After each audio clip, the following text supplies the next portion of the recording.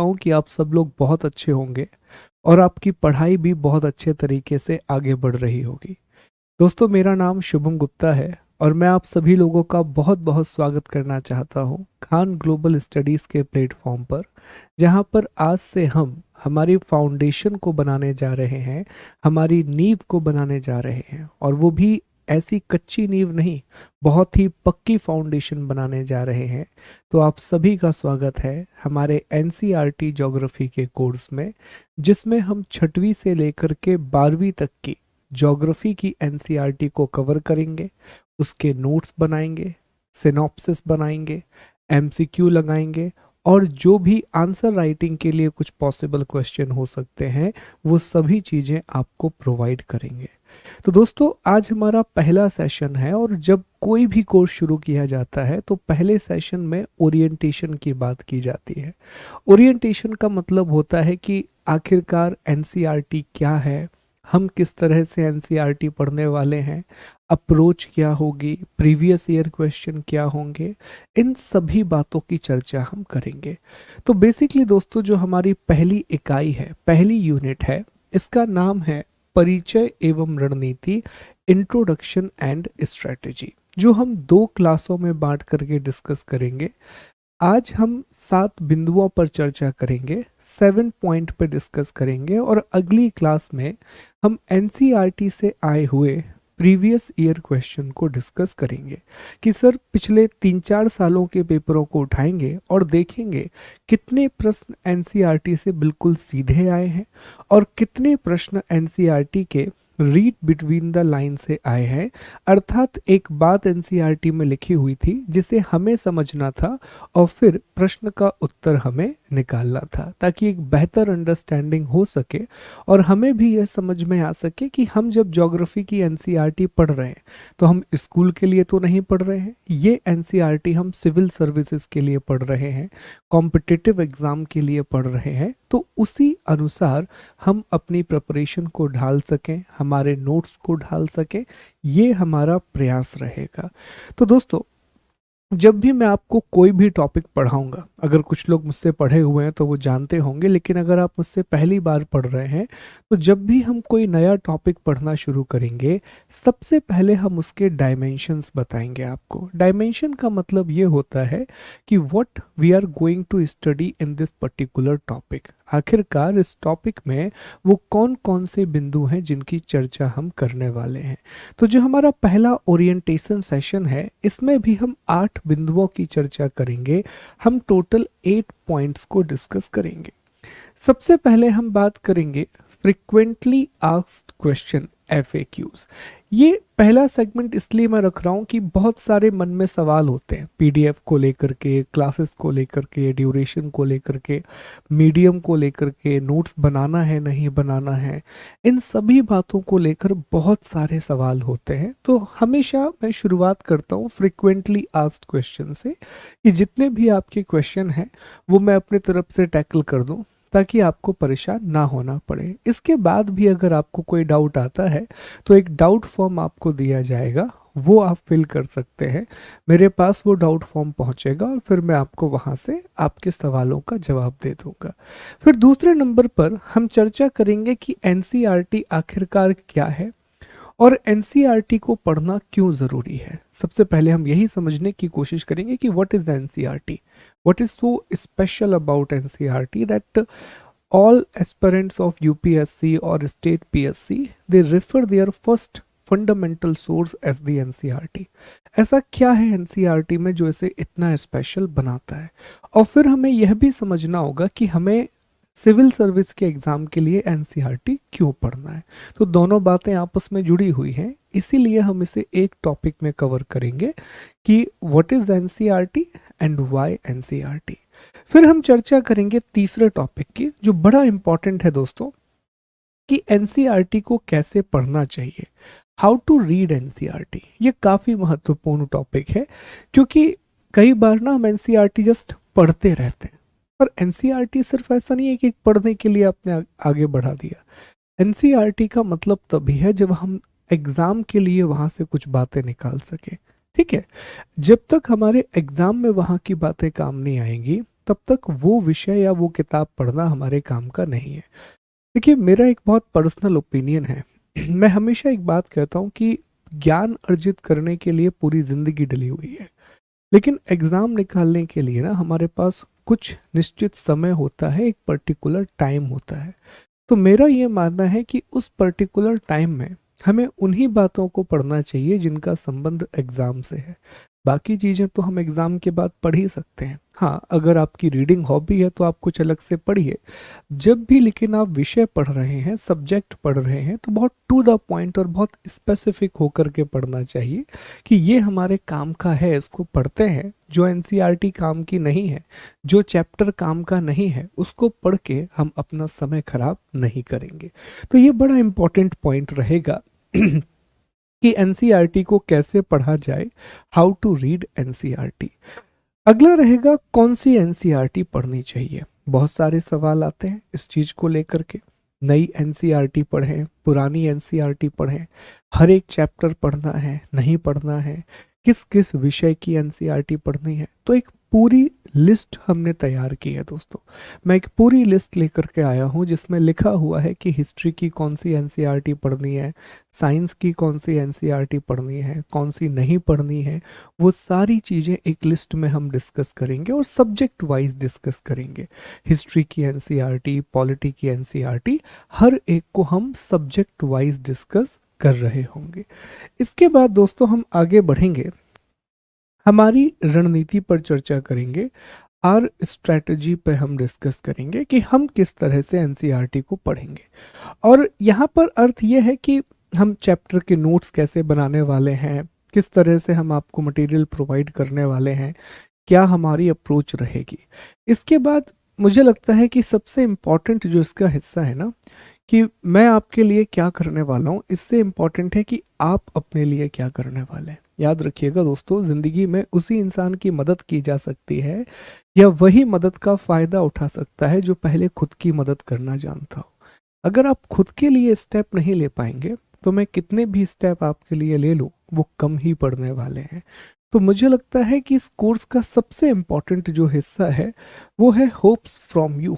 मेरी आपसे कुछ उम्मीदें हैं कि कुछ पर्टिकुलर ड्यूटीज आप भी फॉलो करेंगे। मतलब इसे मैं हमेशा एग्जाम्पल के द्वारा समझाता हूँ। अगर आप संविधान पढ़े हैं कि फंडामेंटल राइट, तो टीचर से आपका मांगना ये तो फंडामेंटल राइट है, क्योंकि सर आपने रिस्पॉन्सिबिलिटी दी है तो हमारा तो हक बनता है आपसे कुछ भी मांगना। मैं कहूँगा बिल्कुल आपका हक है, लेकिन मेरा भी ये मानना है कि एक अच्छा नागरिक बनने के लिए कहा जाता है कि एक व्यक्ति अगर मौलिक कर्तव्यों का पालन करे तो वो एक अच्छा नागरिक कहलाता है। If a person follows fundamental duty, he और she considered a very good citizen.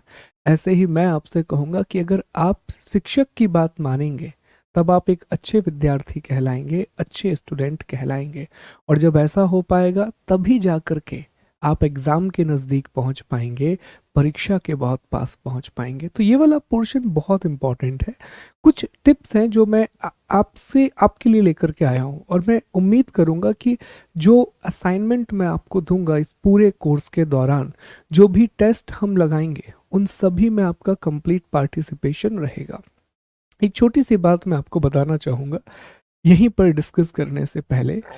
अक्सर आपने यूट्यूब पर देखा होगा कि जब भी कोई टीचर एक सीरीज शुरू करता है ना, जैसे मान लीजिए कि हमने एक सीरीज शुरू की, लेट्स अज्यूम हमने एक एनसीईआरटी की सीरीज शुरू की।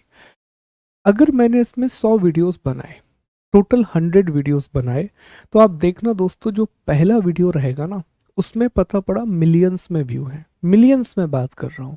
और जो इसका 100वां वीडियो रहेगा ना, उसमें मुश्किल से 2 या 2,500 व्यूज होंगे। तो ये दिखाता है कि हम कितने कंसिस्टेंट हैं। अगर एक टीचर कंसिस्टेंट हो भी जाता है तो स्टूडेंट का कमिटमेंट कितना है। तो आई वांट कि if I am committed to this particular course, then I also want you should also be committed. अगर मैं बहुत ज़्यादा डेडिकेटेड हूँ इस कोर्स को लेकर के, तो वही डेडिकेशन मुझे आपसे भी चाहिए। कहते हैं ना कि ताली दो हाथ से बजती है। तो साहब तभी ये कोर्स आपके लिए फ़ायदेमंद होगा जब हम दोनों मिलकर के एक दूसरे की मदद करेंगे और आगे बढ़ते जाएंगे। फिर हम डिस्कस करेंगे हमारे ज्योग्राफी के करिकुलम को। ये मैं इसी क्लास में डिस्कस कर दूंगा, ज्योग्राफी का करिकुलम। और मंगलवार की क्लास में, ठीक है। ट्यूसडे की क्लास में हम डिस्कस करेंगे ज्योग्राफी के प्रीवियस ईयर क्वेश्चंस को, पिछले वर्षों के प्रश्नों को। यहाँ हमें इस बात की चर्चा करनी होगी जो हम मंगलवार को करेंगे कि साहब वो कौन कौन से प्रश्न हैं ज्योग्राफी में जो सीधे सीधे एनसीईआरटी से पूछे गए हैं, जो डायरेक्टली एनसीईआरटी से पूछे गए हैं। ये बहुत इंपॉर्टेंट सेगमेंट रहेगा।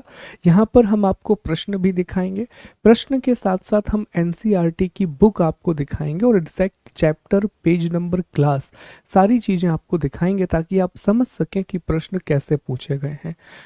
लगभग ये अनुमान है कि हर साल जो प्रीलिम्स का पेपर होता है उसमें 30 to 35% क्वेश्चन, 30 से 35% जो प्रश्न हैं वो एनसीईआरटी से पूछे जाते हैं, जिसमें से 15 से 20 प्रश्न तो बिल्कुल डायरेक्ट होते हैं और 15 प्रश्न ऐसे होते हैं जो इनडायरेक्ट पूछे जाते हैं, जिसे हम रीड बिटवीन द लाइन कहते हैं कि आपको उसका अर्थ समझना पड़ेगा, उस पर्टिकुलर चीज का मीनिंग अंडरस्टैंड करना पड़ेगा। तो वो चीज हम समझेंगे ताकि जब हम एनसीईआरटी पढ़ें तो हम एग्जाम की उस बुल्स आई को हिट कर सकें जो एग्जाम को निकालने के लिए जरूरी है। तो ये हमारे पूरे टॉपिक का, आज की क्लास का हमारा ये एजेंडा होने वाला है कि किन किन टॉपिक को हम डिस्कस करेंगे। तो मैं उम्मीद करता हूं कि अब आपके दिमाग में एक मैप बन गया है कि साहब आगे हम कहां जाने वाले हैं और किस तरह से ये क्लास इवॉल्व करेगी ड्यूरिंग दिस पर्टिकुलर आवर, ठीक है। अब दोस्तों हमारे पहले टॉपिक को हम डिस्कस करेंगे which is frequently asked question, FAQ। बहुत इंपॉर्टेंट है। आपके शुरुआत में जितने भी डाउट हैं, जितने भी बेसिक क्वेश्चन हैं एनसीईआरटी को लेकर के, वो सारे जवाब पहले मैं दे दूं आपको 10 या 15 मिनट में, ताकि बातें बड़ी स्पष्ट हो सकें इस कोर्स को लेकर के। सबसे पहला प्रश्न जो आपके दिमाग में आता है कि इस कोर्स का उद्देश्य क्या है, what is the purpose of this course. तो उद्देश्य बड़ा साफ है दोस्तों कि 6वीं से लेकर के 12वीं कक्षा, 6 से लेकर के 12th तक की जियोग्राफी की एनसीईआरटी को हमें कंप्लीट करना है, भूगोल की एनसीईआरटी को हमें कंप्लीट करना है। ये हमारे इस कोर्स का सबसे पहला उद्देश्य है।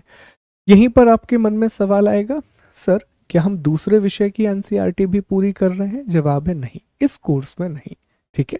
इस कोर्स में हमारा उद्देश्य पहले ज्योग्राफी की एनसीईआरटी को पढ़ना है और मेरा काम भी यही है कि मैं आपको ज्योग्राफी की एनसीईआरटी कंप्लीट कराऊं 6वीं से 12वीं तक की। अगला सवाल ये आएगा कि सर आप ये जो एनसीईआरटी पढ़ाएंगे ये भूगोल की नई एनसीईआरटी पढ़ाएंगे या पुरानी एनसीईआरटी पढ़ाएंगे? तो एनसीईआरटी को लेकर का ना एक बहुत अच्छी सेइंग है, एक बहुत अच्छी कहावत है, that old is best for the history, old is best for the old, ठीक है। मतलब जो पुरानी एनसीईआरटी है वो इतिहास के लिए सबसे अच्छी है, हिस्ट्री पढ़ने के लिए अच्छी है, लेकिन new are the gold, new are the gold for other. जो नई एनसीईआरटी है वो अन्य विषयों के लिए काफी अच्छी है क्योंकि वो आज की डिमांड के हिसाब से लिखी गई है। तो इसमें हम जो एनसीईआरटी पढ़ रहे हैं, और ज्योग्राफी आप जानते हैं एक ऐसा विषय है जो इवॉल्व होता है। हर साल आप देखते हैं कि हमें एक नई डिस्कवरी देखने को मिलती है जो ज्योग्राफी से जुड़ी हुई होती है। हम अब जीलैंडिया की बात करने लगे हैं, कहने लगे हैं कि आने वाले समय में हो सकता है कि जो हम 7 महाद्वीप पढ़ते हैं वो 8 महाद्वीपों के बारे में पढ़ें। हमें और बातें पता चल रही हैं हिमालय के फॉर्मेशन से रिलेटेड, हमें प्लेट टेक्टोनिक्स एक्टिविटी के द्वारा पता चल रहा है कि दुनिया में और भी बहुत सी प्लेटें हैं और भी नई प्लेटें हैं, ठीक है।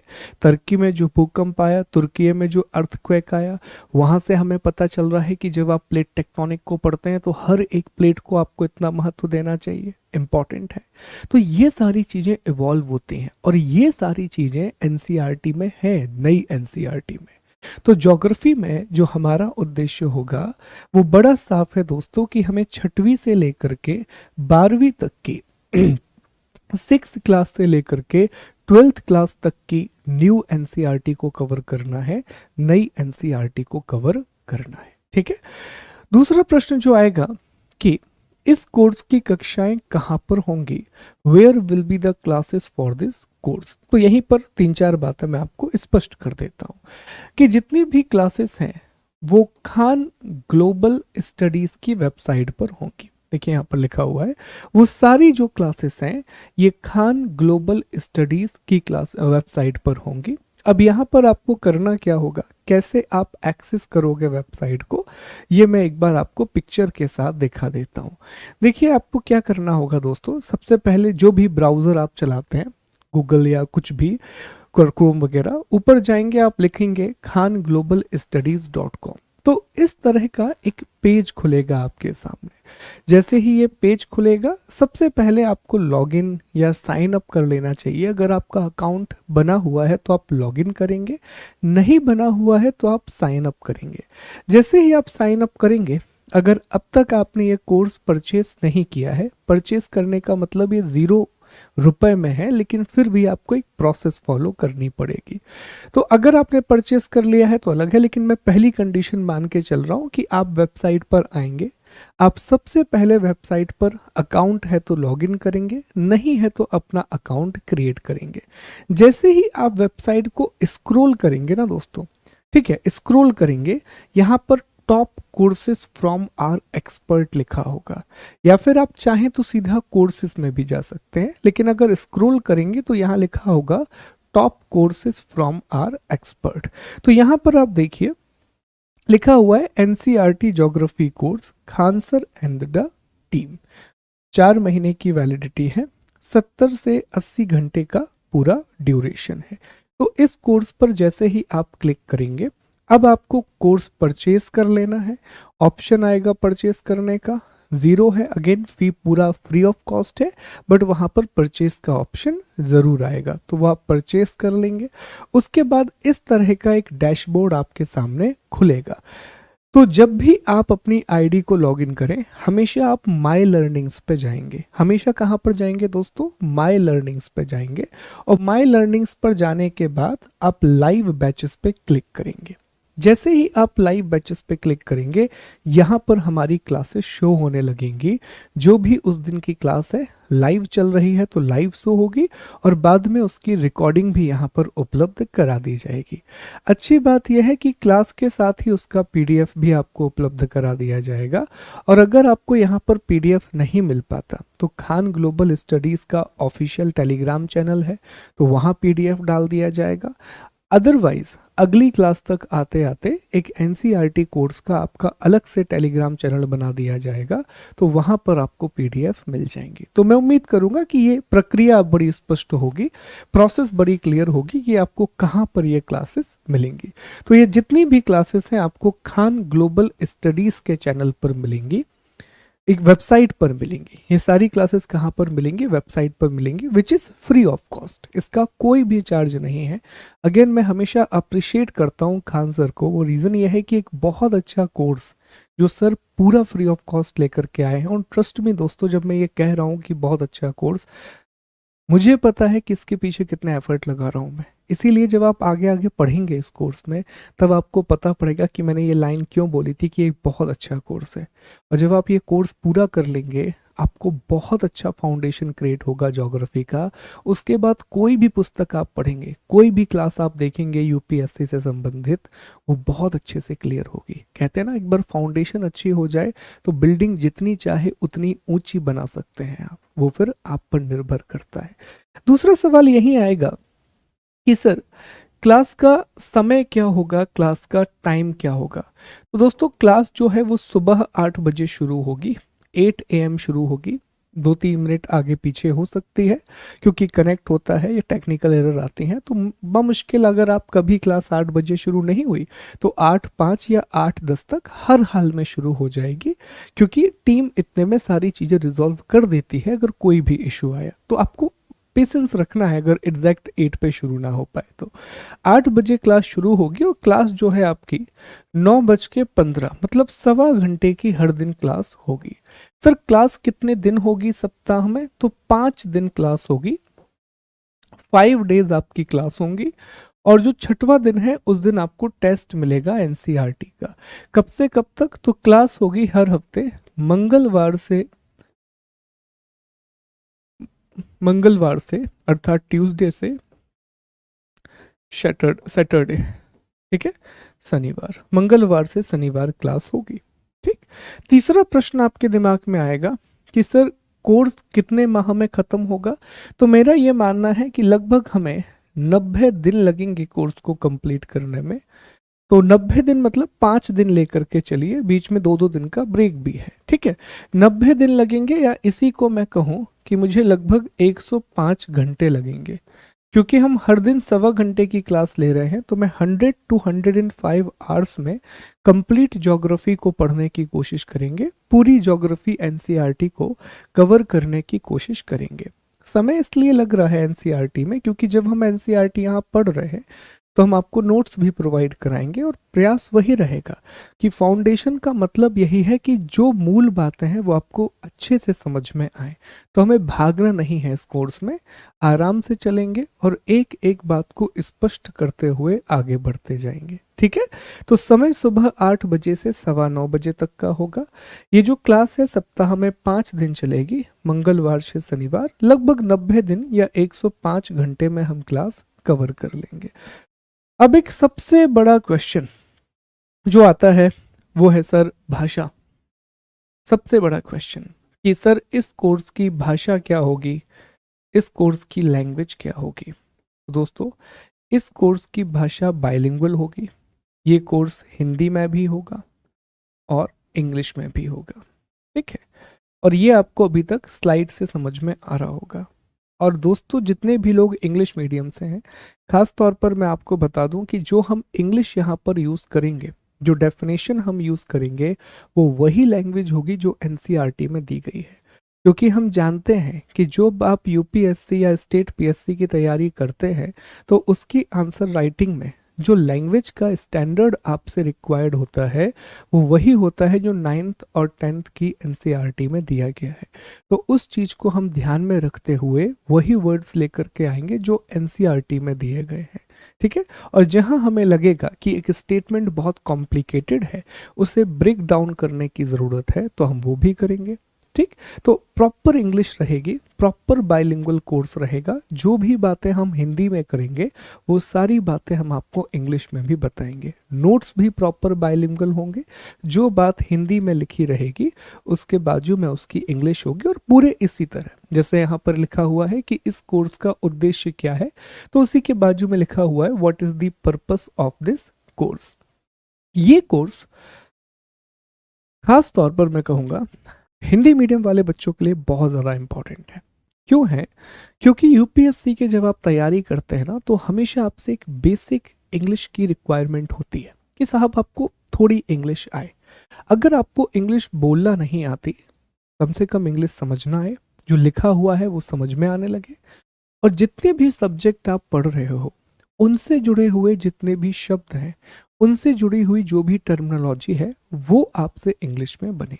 जैसे एक शब्द हमने बहुत सिंपल शब्द बोला, समुद्र विज्ञान। अब उसी के बाजू में यहाँ लिखा रहेगा ओशनोग्राफी। अब ऐसा तो है नहीं कि आप क्लास में रहोगे तो सर आप ऐसा कर दोगे कि सर जब आप हिंदी का वर्ड बोलोगे समुद्र विज्ञान तो हम अपने कान खोल लेंगे, जैसे ही आप इंग्लिश में ओशनोग्राफी बोलोगे तो हम तुरंत अपने कानों में उंगलियां लगा लेंगे। ऐसा तो नहीं करोगे ना, ठीक है। सारी चीज़ें सुनोगे तो आपको लगेगा, लेकिन 3-4 महीने के बाद आप देखोगे कि आपसे ज्योग्राफी के हिंदी और इंग्लिश दोनों के वर्ड बनने लगे हैं। और दूसरी बात, इंग्लिश मीडियम के ऐसे एस्पिरेंट, ऐसे स्टूडेंट जो कि ऐसे बैकग्राउंड से आते हैं कि वो इंग्लिश मीडियम स्कूल में तो पढ़े हैं लेकिन थ्रू आउट इंग्लिश में नहीं पढ़े हैं। जैसे हम हमारे मध्य प्रदेश की कहानी बताते हैं, हमारे बुंदेलखंड की कहानी बताते हैं, यहाँ पर बहुत सारे लोग हैं जो इंग्लिश मीडियम में पढ़ते हैं, लेकिन उसके अलावा भी, उसके बाद भी अगर हम पूरी की पूरी क्लास अंग्रेजी में पढ़ा देंगे, पूरी क्लास इंग्लिश में पढ़ा देंगे, तो वो समझ ही नहीं पाएंगे चीज़ों को। हिंदी में समझाएंगे, इंग्लिश में टर्म यूज़ करेंगे, डेफिनेशन इंग्लिश में देंगे, तो अंडरस्टैंडिंग होगी। तो मुझे लगता है कि ऐसे इंग्लिश मीडियम के दोस्त, ऐसे स्टूडेंट जो इस तरह से इंग्लिश मीडियम में पढ़े हैं, उनके लिए भी ये कोर्स बहुत बेनिफिशियल होगा। और हिंदी मीडियम वालों के लिए तो मान के चलिए कि ये प्राण बूटी की तरह है, क्योंकि आपकी अंग्रेजी बहुत इंप्रूव हो जाएगी, आपकी इंग्लिश बहुत इंप्रूव हो जाएगी ये कोर्स करते करते, क्योंकि एक बाइलिंगुअल कोर्स है। सुनने से ना चीज़ें बहुत अच्छी होती हैं दोस्तों। तो भाषा हमने आपको स्पष्ट कर दी कि ये कोर्स हिंदी और इंग्लिश दोनों भाषाओं में होगा। इसके बाद अगला जो सवाल आता है कि इस कोर्स को किस परीक्षा के लिए उपयोगी है, for which exam this course is helpful. तो मुझे लगता है कि जितने भी कॉम्पिटिटिव एग्जाम हैं, ध्यान से सुनिएगा ये शब्द, जितने भी कॉम्पिटिटिव एग्जाम हैं उन सभी कॉम्पिटिटिव एग्जाम में जहां जीके जीएस पूछा जाता है, जहां पर सामान्य ज्ञान पूछा जाता है, उन सभी के लिए ये कोर्स इंपॉर्टेंट है। इस कोर्स को फोकस किया गया है, यूपीएससी के लिए बनाया गया है। मेनली ये कोर्स यूपीएससी और स्टेट पीएससी के लिए डिज़ाइन किया गया है। लेकिन दोस्तों, अगर आप ये कोर्स पढ़ेंगे तो आप किसी भी कॉम्पिटिटिव एग्जाम की तैयारी कर रहे हो, कोई भी जिसमें जीके जीएस आता हो, तो आपके लिए ये बहुत हेल्पफुल है। Whether it is SSC, whether it is any state examination, हर एक परीक्षा के लिए ये बहुत उपयोगी होगा। लेकिन इसका जो सेंट्रल थीम हमने रखा है, एक स्टैंडर्ड सेट करना होता है कोर्स का, तो वो स्टैंडर्ड सेट किया गया है यूपीएससी का, कि यूपीएससी स्टैंडर्ड को लेकर चलेंगे। उसी के प्रीवियस ईयर क्वेश्चन के आधार पर हम पॉसिबल क्वेश्चन बनाएंगे, उसी के आधार पर आपको मुख्य परीक्षा के प्रश्न दिए जाएंगे। तो ये इसका आधार रहेगा। ठीक है, अगला जो प्रश्न है कि क्या इस कक्षा का पीडीएफ मिलेगा, और अगर मिलेगा तो कहाँ से मिलेगा। ऑब्वियसली आपको मिलेगा, तभी आपके लिए इतनी मेहनत कर रहा हूँ। मुझे एक बहुत बहुत मेरा शौक है, मुझे बहुत अच्छा लगता है जब मैं बहुत प्रेजेंटेशन बनाने में मुझे बहुत मज़ा आता है, and I really focus on my presentation. अगर आप में से कोई मुझसे पढ़ा हुआ है, तो जिन्होंने मुझसे पीडीएफ पढ़ी हुई है वो जानते हैं कि मैं बहुत क्लियरिटी से, बहुत स्वच्छता से पीडीएफ बनाता हूँ। क्योंकि मेरा हमेशा मानना रहता है, जब भी हम नोट्स बनाते हैं ना, तो हमेशा सोचते हैं कि यार एक स्टूडेंट की तरह से नोट्स बनना चाहिए। तो किस तरह से आपके लिए चीज़ें हेल्पफुल हो सकती हैं, उसी तरह से आपको पीडीएफ प्रोवाइड किया जाएगा। बहुत नीट एंड क्लीन पीडीएफ।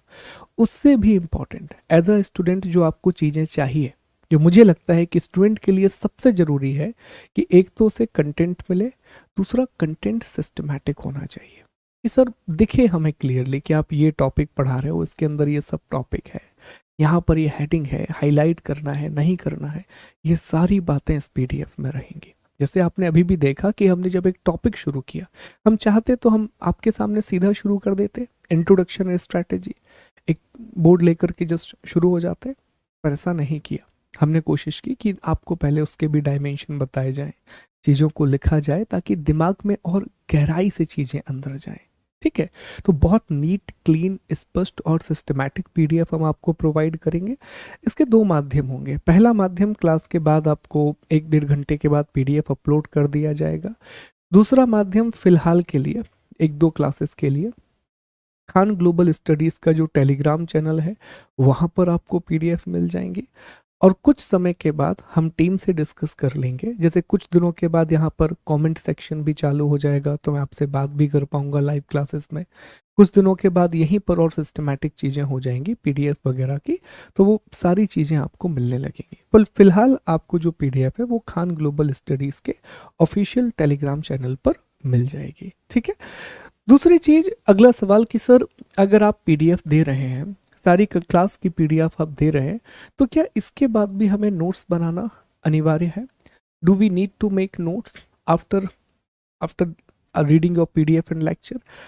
मेरा अगेन यहाँ पर एक मानना है दोस्तों, कि अगर आप खुद से कुछ नोट्स बनाते हैं ना, कुछ नोट्स, मैं बहुत स्पेसिफिक वर्ड बोल रहा हूँ, कि अगर आप कुछ नोट्स खुद से बनाते हैं तो ये बहुत हेल्पफुल होते हैं आपकी पढ़ाई के लिए। जैसे एग्जाम्पल मैं देता हूँ, मैं अभी एमपीपीएससी के लिए एक टॉपिक पढ़ा रहा हूँ, यूनिट 10 कमीशन। ठीक है, तो कमीशन में पहले हमने ना लगभग एक टॉपिक की 40-50 पेज की स्लाइड पढ़ी, मतलब स्लाइड होती है ना, 40-50 स्लाइडें पढ़ी, और उसके बाद ना हमने उसे एक A4 साइज के पेपर में ब्रीफ कर दिया। अब पढ़ा हमने सब कुछ है, लेकिन वो पूरा कंटेंट एक पेज में स्टूडेंट के पास पहुंच गया।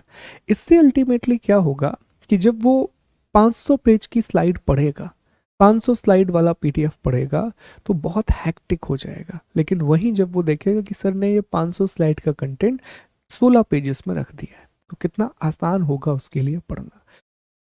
यही अप्रोच हम एनसीईआरटी में अडॉप्ट करेंगे। स्लाइड तो बहुत सारी होंगी, ये जो पीडीएफ हम आपको देंगे, क्योंकि इसमें हमें डायग्राम भी यूज़ करना है, हिंदी इंग्लिश दोनों का कंटेंट डालना है, पर हम आपसे ये चाहेंगे कि जैसे ही एक टॉपिक ख़त्म हो, जैसे ही एक चैप्टर ख़त्म हो, उसका सिनॉप्सिस आप बनाएं। सर ये सिनॉप्सिस क्या होता है? सिनॉप्सिस का मतलब है कि उसका संक्षिप्त नोट आप बनाएं, उसके शॉर्ट नोट आप बनाएं। अब ये भी दिक्कत है कि सर आखिरकार शॉर्ट नोट बनाने कैसे हैं, तो उसमें शुरुआत में मैं आपकी हेल्प करूंगा। शुरुआत के जो कुछ टॉपिक रहेंगे उसके शॉर्ट नोट भी मैं आपको बना के दूंगा। मैं फिर से कह रहा हूं, मैं हर एक टॉपिक के शॉर्ट नोट बना के नहीं दूंगा। शुरुआत के जो 3-4 यूनिट हैं या पहली और दूसरी यूनिट है, उसके हम सिनॉप्सिस आपको बना के देंगे, ताकि एक आइडिया आपके दिमाग में आ जाए कि ओके, इस तरह से हमें सिनॉप्सिस बनाना है। और हमेशा कोशिश करनी है कि एनसीईआरटी का जो ज्योग्राफी का पूरा ज्योग्राफी का नोट्स है, it should not exceed more than 200 pages. ये पूरा एनसीईआरटी का नोट्स 6वीं से लेके 12वीं तक का जो नोट्स है वो 200 पेज से ज़्यादा में नहीं आना चाहिए, तभी वो आपके लिए बहुत फ्रूटफुल रहेगा। हाँ, अगर आप बहुत बड़ी हैंड राइटिंग लिखते हैं तो हो सकता है 100 पेजेस का गैप आ जाए, वो लिखने लिखने पे डिपेंड करता है। ठीक है, तो 200-300 pages, not more than that. फिर भी मेरा मानना है कि 200 पेज से अधिक नहीं होना चाहिए। एक चैप्टर का सिनॉप्सिस हमें तैयार करना है, कीवर्ड्स हमें तैयार करने हैं। यूपीएससी में कीवर्ड्स का बड़ा इंपॉर्टेंट होता है, रोल है, तो उन कीवर्ड्स को हमें लिखते जाना है। तो ये हम सिर्फ सिनॉप्सिस बनाना है, जस्ट दी सिनॉप्सिस। अब यही का यही अगर आप कॉपी में लिखेंगे तो वो वर्थ नहीं है। पीडीएफ आपके पास रहेगा, पीडीएफ से पढ़ लीजिए वो टॉपिक। ठीक है, आप प्रिंट भी निकलवा सकते हैं, हम आपको इसका प्रिंट फॉर्मेट भी प्रोवाइड करा देंगे। ठीक, हालांकि प्रिंट फॉर्मेट में हिंदी और इंग्लिश एक साथ रहेगी। स्पष्ट है? आगे बढ़ते हैं। अगला प्रश्न है जो बड़ा इंपॉर्टेंट है, क्या इस कोर्स के बाद एनसीईआरटी पढ़ने की आवश्यकता है? Is it necessary to read NCERT after this course? पहला जवाब तो है नहीं, इस कोर्स के बाद आपको अलग से एनसीईआरटी पढ़ने की जरूरत नहीं है। लेकिन फिर भी मैं आपसे रिक्वेस्ट करूंगा कि आप कुछ किताबों को पढ़िए। अगर कुछ किताबों को आप नहीं पढ़ सकते तो कुछ चैप्टर को पढ़िए। वो कौन से चैप्टर होंगे जो आपको पढ़ना है वो हम क्लास के दौरान बताएंगे। सर ऐसा क्यों? जब हम ये पूरा कोर्स कर रहे हैं तो इसीलिए तो कर रहे हैं कि हमें एनसीईआरटी ना पढ़ना पड़े? नहीं, आप ये कोर्स इसलिए नहीं कर रहे हो कि आपको एनसीईआरटी ना पढ़ना पड़े। आप ये कोर्स इसलिए कर रहे हो कि जो एनसीईआरटी की बातें हैं उनमें से क्या ज़रूरी है वो आप समझ सको। एनसीईआरटी की 11वीं और 12वीं की ज्योग्राफी की किताब मैक्सिमम लोगों को बहुत टफ लगती है, और वास्तव में वो टफ है भी, क्योंकि उसमें जो बातें दी गई हैं वो वही बातें हैं जो आप यूपीएससी की मुख्य कक्षाओं में पढ़ते हैं, फाउंडेशन क्लासेस में पढ़ते हैं। तो उन बातों को कैसे समझा जाए वो हम आपको बताएंगे। लेकिन सारी एनसीईआरटी नहीं पढ़ना है आपको। मुश्किल से पूरा कोर्स करने के बाद मैं आपको 15 से 20 चैप्टर बताऊंगा, 15 से 20 पूरी एनसीईआरटी के, जो आपको पढ़ने होंगे। क्यों पढ़ने होंगे? लैंग्वेज को डेवलप करने के लिए। क्या होगा कि जब हम यहाँ एनसीईआरटी पढ़ेंगे तो हम तो शॉर्ट में लिखेंगे ना हर एक चीज, हम लैंग्वेज के साथ तो नहीं लिख सकते। लेकिन मुख्य परीक्षा में आपको भाषा अच्छी आनी चाहिए, लैंग्वेज अच्छी आनी चाहिए। तो मैं आपसे 9वीं और 10वीं की कुछ किताबों को पढ़ने की रिक्वेस्ट करूंगा कि 9th और 10th की कुछ पुस्तकें हैं जिन्हें आपको पढ़ना चाहिए, ताकि आपकी लैंग्वेज बेहतर हो सके, आपकी भाषा पर अच्छी पकड़ आ सके कि किस तरह से आप बिल्ड करेंगे एक आंसर को, परिचय कैसे लिखते हैं। एनसीईआरटी में एक बहुत अच्छी खूबसूरत सी बात है जो हम थ्रू आउट द कोर्स देखेंगे कि बहुत सारे ऐसे प्रश्न हैं जो यूपीएससी की मुख्य परीक्षा में पूछे जाते हैं, और किसी भी प्रश्न का एक बहुत बड़ा हिस्सा होता है कि उसका इंट्रोडक्शन, परिचय। तो परिचय के लिए भाषा किस प्रकार की हो, किस प्रकार के शब्दों का इस्तेमाल हम करें, वो चीज़ एनसीईआरटी में बहुत अच्छे से दी गई है। यहाँ पर हिंदी मीडियम वालों के साथ थोड़ी सी प्रॉब्लम होती है, क्योंकि एनसीईआरटी मूल रूप से इंग्लिश में लिखी गई है, हिंदी में ट्रांसलेटेड है। तो यहाँ पर हिंदी के शब्दों को हम आपको थोड़ा और बेहतर करके दे देंगे और रिफाइन करके दे देंगे कि इन शब्दों का प्रयोग आप कर सकते हैं। आप देखेंगे कि 9वीं 10वीं तक ट्रांसलेशन काफ़ी अच्छा है। 11th 12th में जो ट्रांसलेशन है वो थोड़ा सा डबल डोल हो जाता है हिंदी का, तो वहाँ हमें भाषा को ठीक करने की आवश्यकता होती है। पर इंग्लिश मीडियम वालों के लिए तो इतना प्यारा इंट्रोडक्शन आप लिख सकते हैं आफ्टर रीडिंग एनसीईआरटी, बहुत ही खूबसूरत। और हिंदी मीडियम वाले दोस्त भी बहुत अच्छा परिचय लिख सकते हैं। तो जो चैप्टर हम आपसे रिक्वेस्ट करेंगे पढ़ने की, सिर्फ उन्हीं अध्यायों को आप पढ़ेंगे। हर एक अध्याय को पढ़ने की आवश्यकता नहीं है, हर एक चैप्टर को पढ़ने की ज़रूरत नहीं है। इसके बाद अगला जो हम प्रश्न आपको बता चुके हैं कि यह कोर्स कितने कक्षा में कंप्लीट होगा, तो 90 कक्षाएं होंगी, 90 आवर्स की क्लासेस होंगी। ठीक है। क्या इसमें टेस्ट भी होंगे, और अगर होंगे तो कहाँ पर होंगे? निश्चित तौर पर डेफिनेटली इसमें टेस्ट इंक्लूडेड है। इसमें आपको प्रीवियस ईयर क्वेश्चन भी दिए जाएंगे। जो भी हम चैप्टर पढ़ेंगे उस चैप्टर से जो भी पॉसिबल क्वेश्चन बन सकते हैं वो आपको दिए जाएंगे। उसमें से कुछ प्रश्नों को हम डिस्कस भी किया करेंगे कि साहब आपने एक पर्टिकुलर चैप्टर पढ़ लिया है, इस चैप्टर से फला फला क्वेश्चन बन सकते हैं, तो इनका जवाब निकालने की कोशिश करेंगे। तो पॉसिबल क्वेश्चन आपको दिए जाएंगे। ये दो तरीके से दिए जाएंगे, एक तो हम आपको पीडीएफ प्रोवाइड करेंगे, दूसरा जो इसका टेस्ट फॉर्म है वो आपको यहाँ पर वेबसाइट पे जाना पड़ेगा। जैसे ही आप वेबसाइट को खोलेंगे लॉगिन करने के बाद, तो या तो आप डेली क्विज में चेक कर लेना या फिर टेस्ट सीरीज में। जनरली डेली क्विज में आएगा वो। तो यहाँ पर जैसे ही आप चेक करेंगे तो एक फोल्डर आ जाएगा एनसीईआरटी ज्योग्राफी, एनसीईआरटी ज्योग्राफी। तो वहाँ पर आपके पूरे टेस्ट आ जाएंगे एनसीईआरटी ज्योग्राफी के अंतर्गत।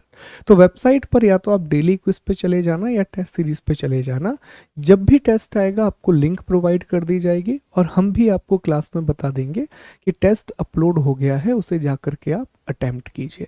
दूसरा, इसमें सिर्फ प्रीलिम्स के क्वेश्चन नहीं है, हम आपको मेंस के क्वेश्चन भी देंगे। ऑल दो सिर्फ क्वेश्चन देंगे और एक फॉर्मेट आंसर देंगे, चेक नहीं होगा आपका आंसर, आप खुद चेक करेंगे और उसको लिखने की कोशिश करेंगे, क्योंकि यहाँ पर आप आंसर राइटिंग की शुरुआत कर सकते हैं बिल्कुल बेसिक से कम लिखने की आदत तो आएगी।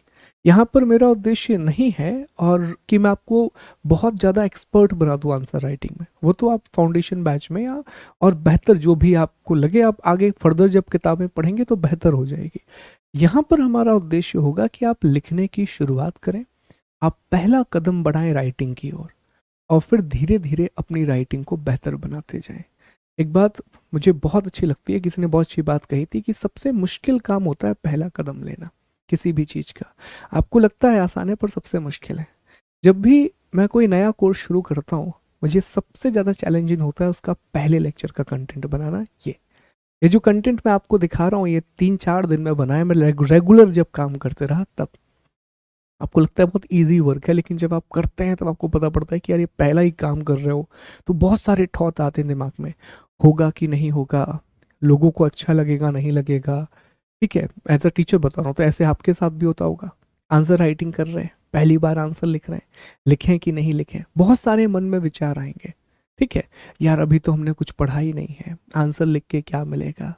सर ने एक टॉपिक दिया है, सर ने कहा है कि गाय पे निबंध लिखो, हम तो यूपीएससी की तैयारी कर रहे हैं, गाय पे निबंध तो बच्चे लिखते हैं। ठीक है, ये सारे थॉट आते हैं दिमाग में। और ना एक बहुत अच्छा गाना है ना, सुने कि मन के मत पे मत चली हो रे, ये बहुत अच्छा गाना है। अगर इस पूरी लड़ाई में आपने मन को काबू कर लिया ना, सब कुछ जीत जाओगे। एक बहुत बड़े फुटबॉलर हैं दोस्तों, और उनका नाम है रोनाल्डो। आप सभी जानते होंगे कि रोनाल्डो एक बहुत बड़े फुटबॉलर है। तो रोनाल्डो से एक बार पूछा गया कि आपकी सबसे बड़ी स्ट्रेंथ क्या है लाइफ की, तो उन्होंने कहा मेंटल स्ट्रेंथ। रोनाल्डो के आप जितने भी इंटरव्यू उठाएंगे उसमें हर बार वो आपसे यही कहेंगे, मेंटल स्ट्रेंथ। मेंटल स्ट्रेंथ सबसे जरूरी होती है जब आप कोई भी काम करते हैं। पता है कैसे? आप पढ़ने बैठ रहे हो, आपका दिमाग नहीं बढ़ने दे रहा है, कह रहा है कि नहीं चलो आईपीएल आ रहा है, आईपीएल देख लेते हैं, एक काम करते हैं थोड़ा बाहर घूम के आ जाते हैं, एक काम करते हैं किसी से बतिया लेते हैं। आपको पता ही नहीं पड़ेगा, आपको लगेगा कि यार चलो 10 मिनट में क्या ही हो जाएगा, 10 मिनट ही तो आईपीएल देखना है। लेकिन आप भी जानते हैं कि वो 10 मिनट 2 घंटे में कब तब्दील हो जाते हैं आपको पता नहीं चलता। और जब वो मैच खत्म होता है ना आईपीएल का, तो दोबारा जब आप टेबल पे आते हो तो सिर्फ डिमोटिवेशन आता है। हमेशा मुझसे विद्यार्थी पूछते हैं, मेरे दोस्त भी पूछते हैं कि यार डिमोटिवेट क्यों होते हैं जिंदगी में, हमें डिमोटिवेशन आता क्यों है? बहुत सीधा आंसर करूंगा मैं आपको दोस्तों। डिमोटिवेशन आने का सिर्फ एक रीज़न है, डिमोटिवेट हम इसीलिए होते हैं क्योंकि हम अपना काम ठीक तरीके से नहीं करते। अगर आप सोचिए, आप एक विद्यार्थी होने के नाते आप अपने बेसिक्स को फॉलो करते जाओ, सिर्फ बेसिक्स को फॉलो करते जाओ कि यार सर ने आज क्लास ली है, हमें क्लास को देखना है, इसके पीडीएफ को पढ़ना है, सिनॉप्सिस बनाना है, फिर टेस्ट लगा लेंगे, ये प्रोसेस है, इसे फॉलो करना है। ठीक है, दैट्स इट। अगर इतना आप रेगुलर बेसिस पे करते जाओगे आप डिमोटिवेट हो ही नहीं सकते। चांस ही नहीं है, क्योंकि आपके दिमाग में कॉन्फिडेंस बिल्ड हो गया है कि यार हम रोज पढ़ रहे हैं, हमें जो टारगेट दिया जा रहा है हम पूरा कर रहे हैं, हमारे असाइनमेंट कंप्लीट हो रहे हैं। तो लाइफ में ना जो आपकी प्रायोरिटी है, हर एक स्टेज पर आपकी प्रायोरिटी बदलती है। जैसे अभी आप स्टूडेंट हैं तो आपकी ज़िंदगी की पहली प्रायोरिटी है पढ़ना। तो 24 घंटे में जो पहला काम आपको करना चाहिए ना वो आपकी पढ़ाई है। सबसे पहले उस सेगमेंट को ख़त्म करो। जैसे ही आपकी दिन की पढ़ाई ख़त्म हो जाए, पूरा दिन आपका है, आराम से घूमिए। जैसे मेरा काम है आपको पढ़ाना, कंटेंट डिलीवर करना, तो मैं सारी क्लासेस सुबह रखता हूँ, सारी जितनी भी क्लासेस सुबह।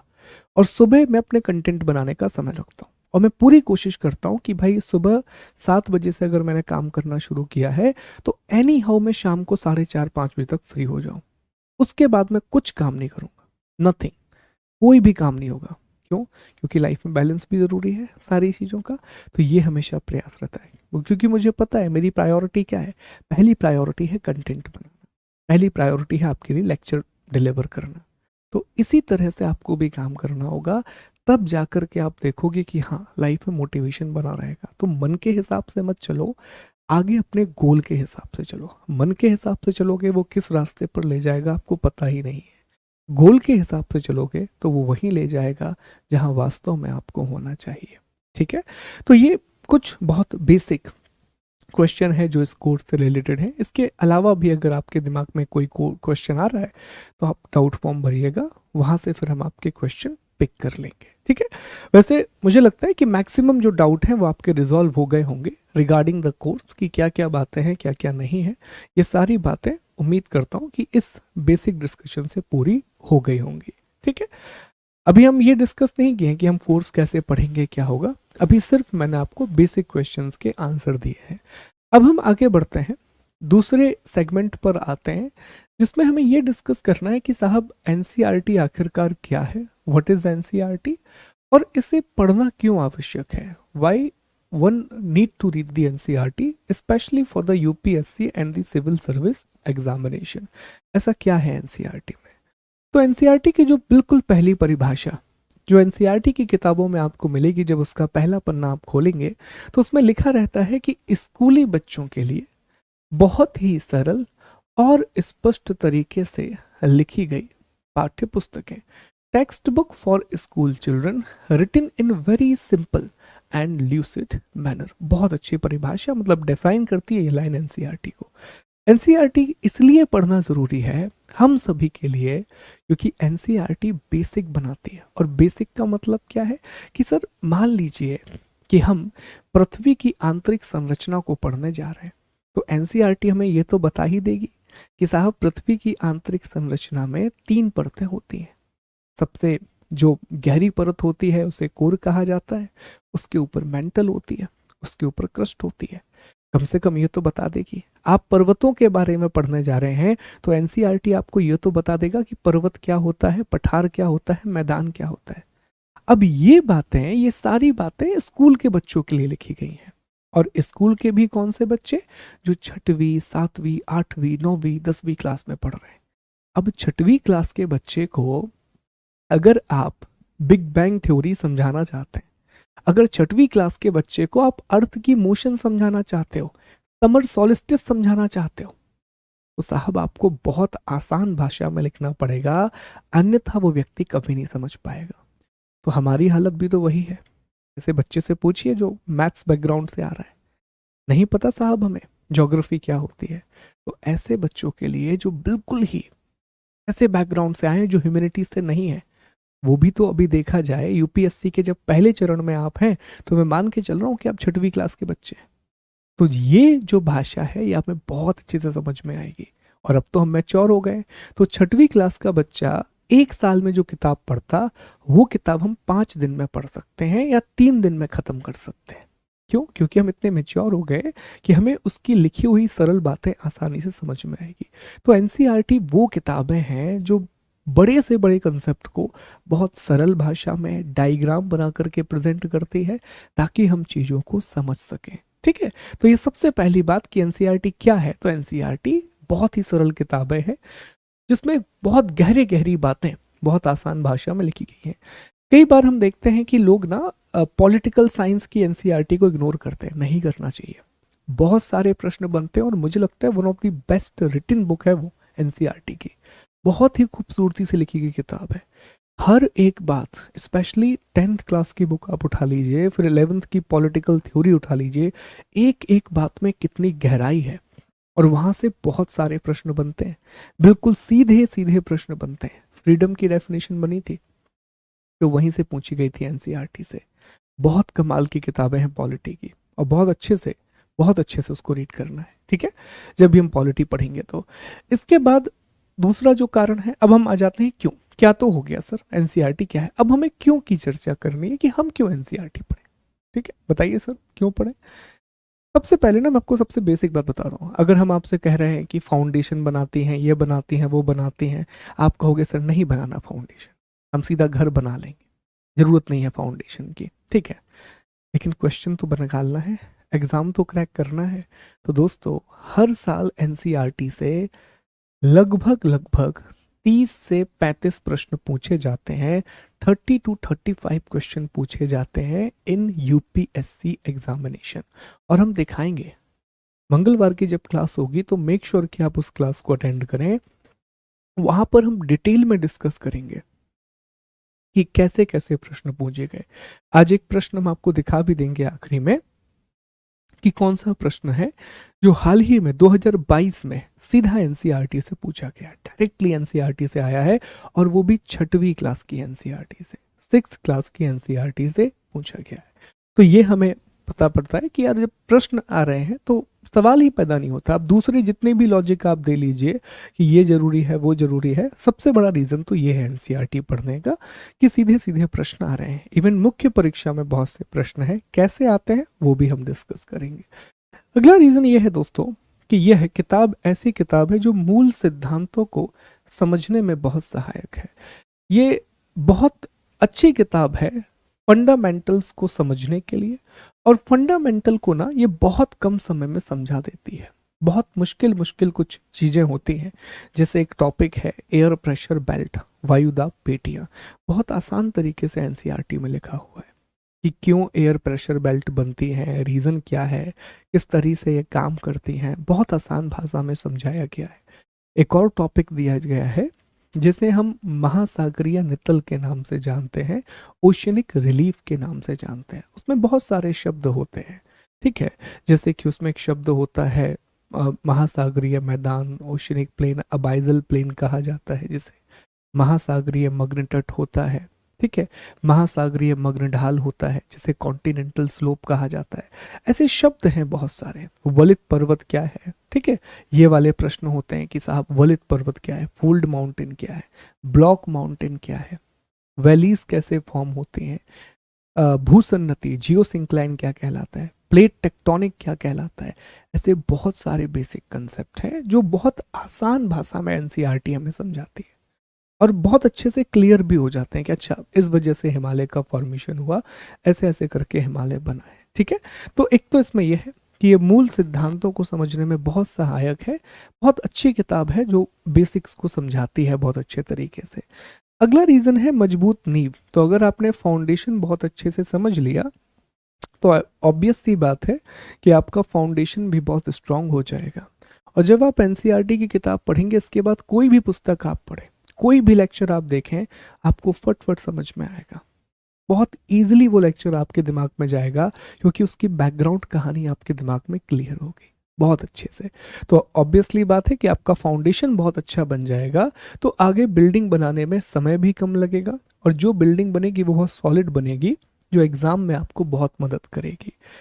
अगला है, इसमें ना बहुत सारी तथ्यात्मक जानकारी भी मिलती है, बहुत सारी इससे फैक्चुअल इंफॉर्मेशन भी मिलती है, huge amount of information. Factual information जरूरी है। अभी बहुत सारे प्रश्न हैं, जैसे यूपीएससी में एक प्रश्न पूछा गया कि कौन सी नदी है जो घड़ियालों के लिए जानी जाती है, तो एनसीईआरटी में लिखा हुआ है कि चंबल नदी है जो घड़ियाल के लिए जानी जाती है। ऐसे बहुत सारे प्रश्न वहां से बनते हैं। हाल ही में पूछा गया था कि नंदा देवी का कौन से हिमालय का हिस्सा है, ठीक है, नौकरेक किस हिमालय कहाँ पर आता है, ये पूरे प्रश्न दिए गए। और ये हाल ही के प्रश्न, बहुत पुराने प्रश्न नहीं है। एक प्रश्न बड़ा सिंपल सा पूछ लिया गया 2022 में है शायद, हाँ 2022 से 21 का प्रश्न है। उसमें पूछा गया है कि पृथ्वी पर जल में मात्रा किस में ज़्यादा है, मतलब आइस के फॉर्म में वाटर ज़्यादा है या फिर ग्राउंड वाटर में वाटर ज़्यादा है, रिवर्स में है, लेक में है। 7th क्लास की एनसीईआरटी में दिया है, 7वीं क्लास की एनसीईआरटी में दिया है। जल नाम का एक चैप्टर है, वहाँ एक डायग्राम, एक फ्लो चार्ट दिया हुआ है, वहाँ से वो प्रश्न सीधा पूछा। अब ये कंसेप्चुअल इन्फॉर्मेशन नहीं है, ये पूरी तरह से फैक्चुअल इन्फॉर्मेशन है, कंप्लीटली तथ्यात्मक जानकारी है। तो इस पुस्तक को पढ़ने के बाद जो भी ज्योग्राफी के बेसिक फैक्ट होंगे, जैसे बेसिक फैक्ट में एक फैक्ट ये भी तो आता है कि भारत में राज्यों की संख्या क्या है, उनकी राजधानी क्या है, कितने देशों की सीमाओं को वो छूते हैं, ये भी तो बेसिक फैक्ट हो गए ना। ये फैक्ट भी तो इसी के तहत कवर होंगे। ठीक है, उनकी राजधानियों के नाम, भारत के किन राज्यों से कर्क रेखा गुजरती है, नदियों का उद्गम कहाँ से होता है, कहाँ जाकर के गिरती है, कौन सी नदी डेल्टा बनाती है, कौन सी नदी एस्चुरी बनाती है, कौन सा डैम कहाँ पर है, पॉपुलेशन में इंडिया का सेक्स रेशियो क्या है, लिटरेसी रेट क्या है, ये तथ्यात्मक जानकारी है, ये फैक्चुअल इंफॉर्मेशन है। और ये पढ़ने के बाद ये सारे फैक्ट बड़े स्पष्ट हो जाते हैं, सारे तथ्य बड़े क्लियर हो जाते हैं दिमाग में जब आप इनका अध्ययन करते हैं। तो ये तथ्यात्मक जानकारी बहुत महत्वपूर्ण होती है प्रारंभिक परीक्षा निकालने के लिए, और मुख्य परीक्षा के लिए भी। मुख्य परीक्षा में भी अल्टीमेटली जब आप कोई आइडिया पिच करेंगे, मेरा ये मानना है कि मुख्य परीक्षा इज ऑल अबाउट कि आपका आइडिया पूछा जा रहा है ना, चीज को लेकर के। तो जब भी आप किसी कंसेप्ट या आइडिया को पिच करेंगे एग्जाम में, तो उसमें कुछ तथ्य तो डालने पड़ेंगे। एक अच्छे आंसर की पहचान क्या होती है कि उसमें तथ्य भी हो, स्टोरी भी हो और कंसेप्ट भी हो। तीनों चीजों को जब आप मिलाएंगे तब एक बहुत बढ़िया मिक्सचर बनता है ना। तब आपका एक खूबसूरत सा आंसर बन के तैयार होता है। इसके बाद अगला जो इसमें है कि एनसीईआरटी में एक बहुत अच्छी बात है कि ये बहुत ही ज्यादा बोधगम्य है। ये शब्द समझते हैं, ये बहुत ही ज्यादा कॉम्प्रहेंसिव है। कॉम्प्रहेंसिव होना इसलिए बहुत ज़रूरी है क्योंकि हमें जो आंसर लिखना है, अपनी भाषा की पकड़ जो बनानी है, वो 200 शब्दों में, कई जगह 150 में, 250 में, इतने कम शब्दों में जवाब देना है। और जब इतने कम शब्द हमारे पास होते हैं और बहुत लेंदी क्वेश्चन होते हैं, समय बहुत कम है, स्पेस भी बहुत कम है, और हमें एक प्रश्न के बारे में लिखना है, तो ये बहुत ज़रूरी है कि हम कॉम्प्रहेंसिव तरीके से प्रश्नों को लिखें। इसीलिए हमने कहा था ना आपसे कि मैं बिल्कुल ये नहीं कहूँगा कि ये कोर्स करने के बाद आप एनसीईआरटी मत पढ़ो, नहीं, वो जगह कोई नहीं ले सकता। एनसीईआरटी की जो जगह है वो हमेशा बनी रहेगी, है ना। एनसीईआरटी की जगह कभी कोई नहीं ले पाएगा, तो वो आपको पढ़ना पड़ेगा, लेकिन पूरी नहीं, बस कुछ सिलेक्टिव टॉपिक, और वो बार बार पढ़ना पड़ेगा जब तक आपके दिमाग में वो लैंग्वेज की अंडरस्टैंडिंग फिट नहीं हो जाती कि ओके, एक सेंटेंस का फॉर्मेशन हम ऐसे करेंगे, एक आंसर की शुरुआत हम ऐसे करेंगे। इसीलिए वो कुछ किताबें, कुछ अध्याय पढ़ना बहुत ज़रूरी है। ओके, इसके बाद यह उत्तर लेखन में बहुत मदद करती है, नोट्स बनाने में ये बहुत ज़्यादा मदद करती है। कैसे करती है समझते हैं। Helps in answer writing and note making. कैसे? इसमें बहुत सारे चित्र हैं, सरलीकृत तालिकाएं हैं, वर्णनात्मक उदाहरण हैं, मानचित्र हैं, और आसानी से समझ में आने वाली भाषा का प्रयोग है। जब एक अच्छा उत्तर लिखा जाता है तो हमेशा ये कहा जाता है कि सर, अगर आप एक अच्छा आंसर लिखना चाहते हैं, एक अच्छा उत्तर लिखना चाहते हैं, तो उसमें एक फैक्ट भी होना चाहिए, उसमें कंसेप्ट भी होना चाहिए, और आजकल ये कहा जाता है कि प्रेजेंटेशन का बहुत रोल है। और मैं तो स्पेशली बहुत इस बात को मानता हूँ कि आपका प्रेजेंटेशन बहुत मायने रखता है। ठीक है, अब प्रेजेंटेशन का मतलब यह है कि किस प्रश्न में आपने फ्लो चार्ट बनाना है, किस प्रश्न में आपने मैप बनाना है, कहाँ पर आपको टेबल का इस्तेमाल करना है, कहाँ पर नहीं करना है, कहाँ पैराग्राफ बनाना है, किस तरह से आप नोट्स बनाओगे, ये सारी बातें एनसीईआरटी बताती है। जब हम एनसीईआरटी को पढ़ते जाएंगे तो आप देखोगे बहुत सारे खूबसूरत डायग्राम, बहुत अच्छी अच्छी कहानियाँ। कहानियाँ इसलिए ज़रूरी हैं कि हमारे पास एग्जाम्पल होना चाहिए कि अच्छा, भारत में कहीं पर बाढ़ आई थी तो उसको सॉल्व करने के लिए कदम उठाया गया था। कहानियाँ बहुत ज़रूरी होती हैं, कहानियाँ मतलब उदाहरण। और जब आप अपने आंसर में उदाहरण देना शुरू करते हैं तो इससे पता चलता है कि विषय की समझ आपको बहुत गहराई से है, बहुत डीप अंडरस्टैंडिंग है आपको सब्जेक्ट की। तो वो एग्जाम्पल भी हमें यहाँ से समझ में आते हैं कि जो एग्जाम्पल यहाँ दिए गए। दूसरा, हमारा एक मानना है जब हम एनसीईआरटी आगे पढ़ेंगे सॉरी, तो हम एक मेथड को अपनाएंगे जिसे कंपैरेटिव मेथड कहा जाता है। कंपैरेटिव मेथड इसलिए जरूरी है कि जैसे जैसे आप एनसीईआरटी पढ़ते जाओगे आपका कंटेंट बढ़ता जाएगा। अमाउंट ऑफ कंटेंट शुरू में इतना होगा, आखिरी में इतना हो जाएगा। तो क्या इतना आप पढ़ सकते हैं? नहीं, क्योंकि आपको दूसरे विषय भी पढ़ने हैं।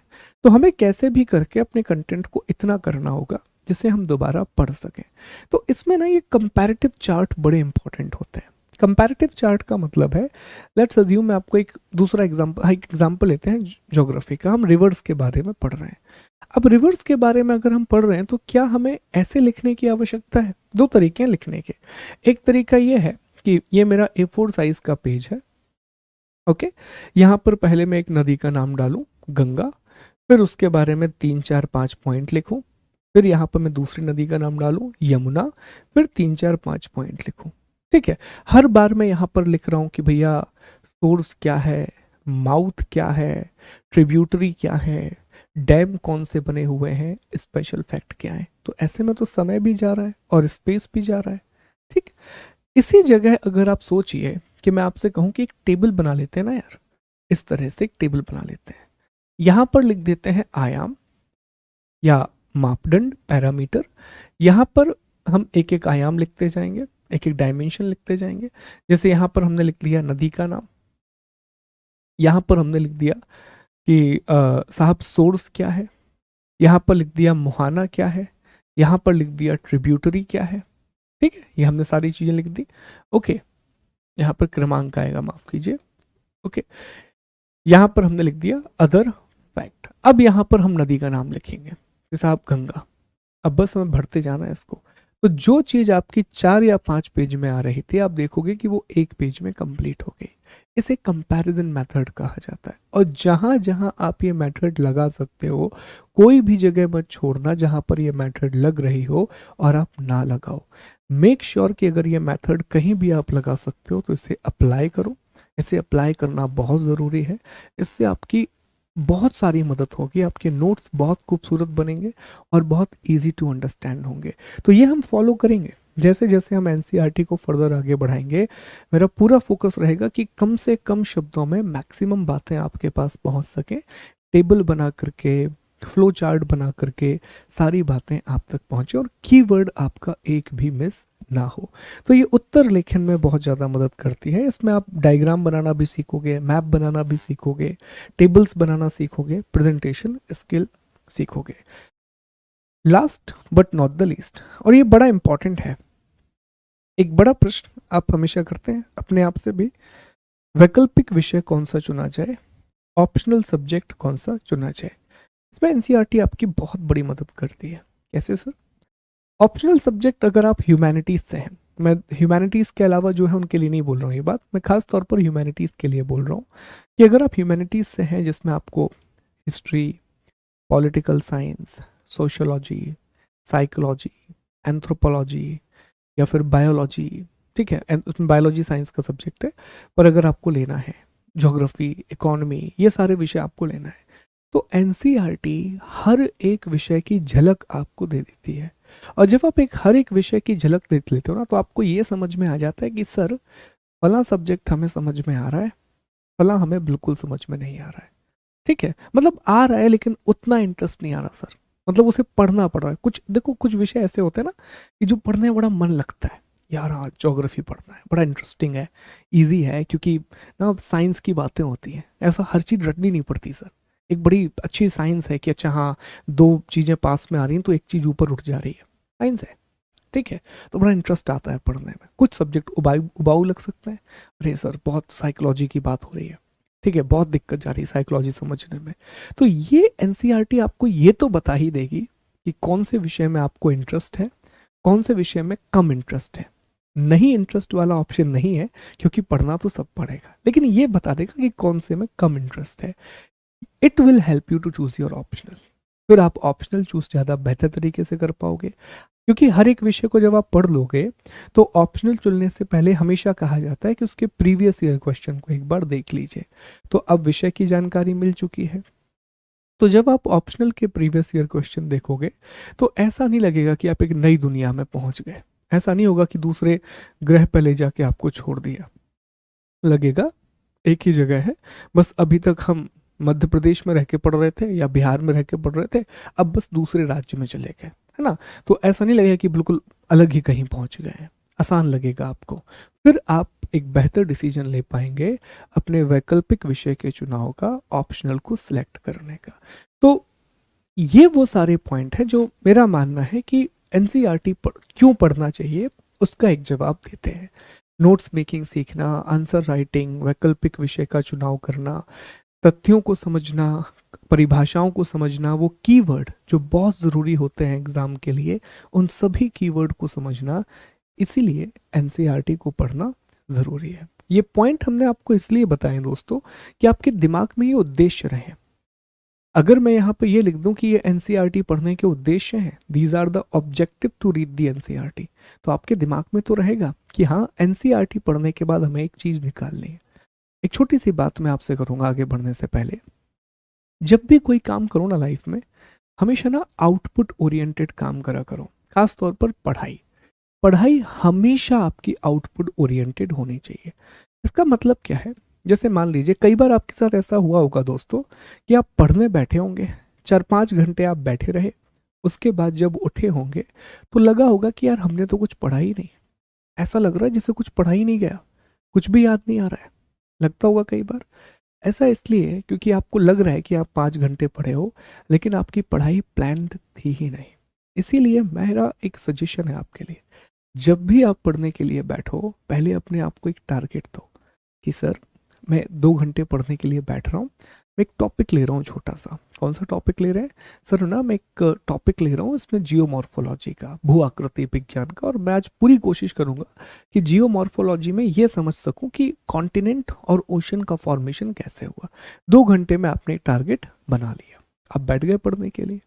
हो सकता है कि 2 घंटे के बाद जब आप उठो तो आपका टारगेट 80% पूरा हो पाए, लेकिन 80% तो पूरा हो गया। ये तो खुशी रहेगी कि 2 घंटे मैंने कुछ पढ़ा है, कुछ चीज़ें मेरे दिमाग में आई हैं। ये तो सबसे बड़ा सेटिस्फैक्शन रहेगा, और यही सेटिस्फैक्शन अल्टीमेटली आपके कॉन्फिडेंस को बढ़ाएगा। ये बहुत बड़ा एग्जाम जो है ना दोस्तों, ये बहुत बड़ा चैलेंज होता है कि आपकी मेंटल टफनेस कैसी है। और मेंटल टफनेस तभी आती है जब आप सेल्फ मोटिवेटेड रहते हो। अगर सेल्फ मोटिवेटेड नहीं हो, मैं दोबारा से कह रहा हूँ, सेल्फ मोटिवेटेड होना बहुत ज़रूरी है। और सेल्फ मोटिवेशन आएगा जब आपका काम रेगुलर होगा। तो अल्टीमेटली बात कहीं पर आ गई कि मोटिवेशन का आधार एक ही है। अगर आप अपना काम रेगुलर बेसिस पे करोगे, आप डीमोटिवेट नहीं हो सकते, आपको बुरा लगने का चांस है ही नहीं, क्योंकि आपको पता है कि जो आपका प्राइमरी ड्यूटी है उससे आप बहुत अच्छे से फॉलो कर रहे हो। ठीक है, तो ये सारे पैरामीटर हैं कि हमें एनसीईआरटी क्यों पढ़नी चाहिए, why do we need to read the NCERT. ठीक, इसके बाद आगे पढ़ते हैं। अब एक बड़ा ही इंपॉर्टेंट टॉपिक है, बहुत ही इंपॉर्टेंट, कि सर एनसीईआरटी को पढ़ा कैसे जाए, इसको पढ़ने का तरीका क्या होना चाहिए, इस पर जरा चर्चा करते हैं। ठीक है, क्यों पढ़ना चाहिए ये तो हो गया, क्या है ये भी हो गया, एफएक्यू ये भी हो गया। अब चर्चा करें कि एनसीईआरटी को कैसे पढ़ें, हाउ टू रीड एनसीईआरटी। सबसे पहली बात जो यहीं पर मैं स्पष्ट कर दूं कि एनसीईआरटी पढ़ने को लेकर के एक बड़ा क्वेश्चन जो आता है, शुरू में हमारे दिमाग में भी आया था कि सर क्या एनसीईआरटी को हमें क्लास वाइज पढ़ना चाहिए, 6वीं, फिर 7वीं, 8वीं, 9वीं, ऐसे करके 12वीं तक, क्या हमें एक एक क्लास की एनसीईआरटी को पढ़ना चाहिए? मुझे लगता है ये गलत तरीका है, ये सही तरीका नहीं है कि हर एक क्लास की एनसीईआरटी को आप पढ़ें फिर अगले क्लास की एनसीईआरटी पर जाएं। इसमें आपका समय बहुत वेस्ट होगा। हाँ, अगर आप बिगनर हो, आपको कुछ भी नहीं पता, कुछ भी नहीं पता, तो फिर आपके पास रास्ता नहीं है, आपको फिर क्लास वाइज ही पढ़ना पड़ेगा। लेकिन अगर आप ये वीडियो देख रहे हो तो इसमें हम थोड़ी सी आपकी हेल्प कर देंगे कि आप टॉपिक वाइज एनसीईआरटी पढ़िए, क्लास वाइज ना पढ़ के आप टॉपिक वाइज एनसीईआरटी पढ़ो। सर टॉपिक वाइज का मतलब क्या है?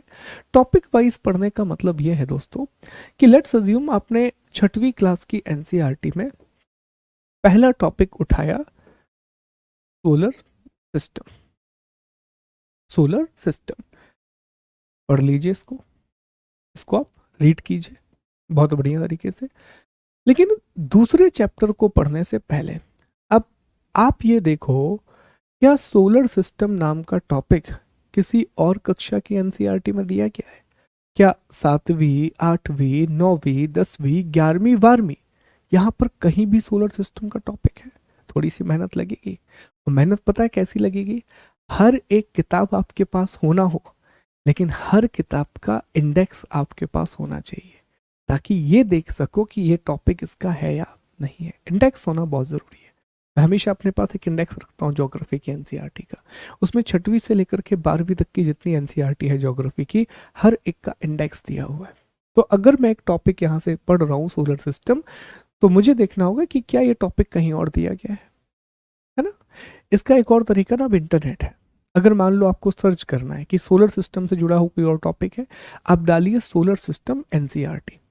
जितनी भी किताबें सोलर सिस्टम से जुड़ी होंगी एनसीईआरटी की, वो आपके सामने आ जाएंगी। किताबें नहीं, वो चैप्टर आपके सामने आ जाएगा। ठीक।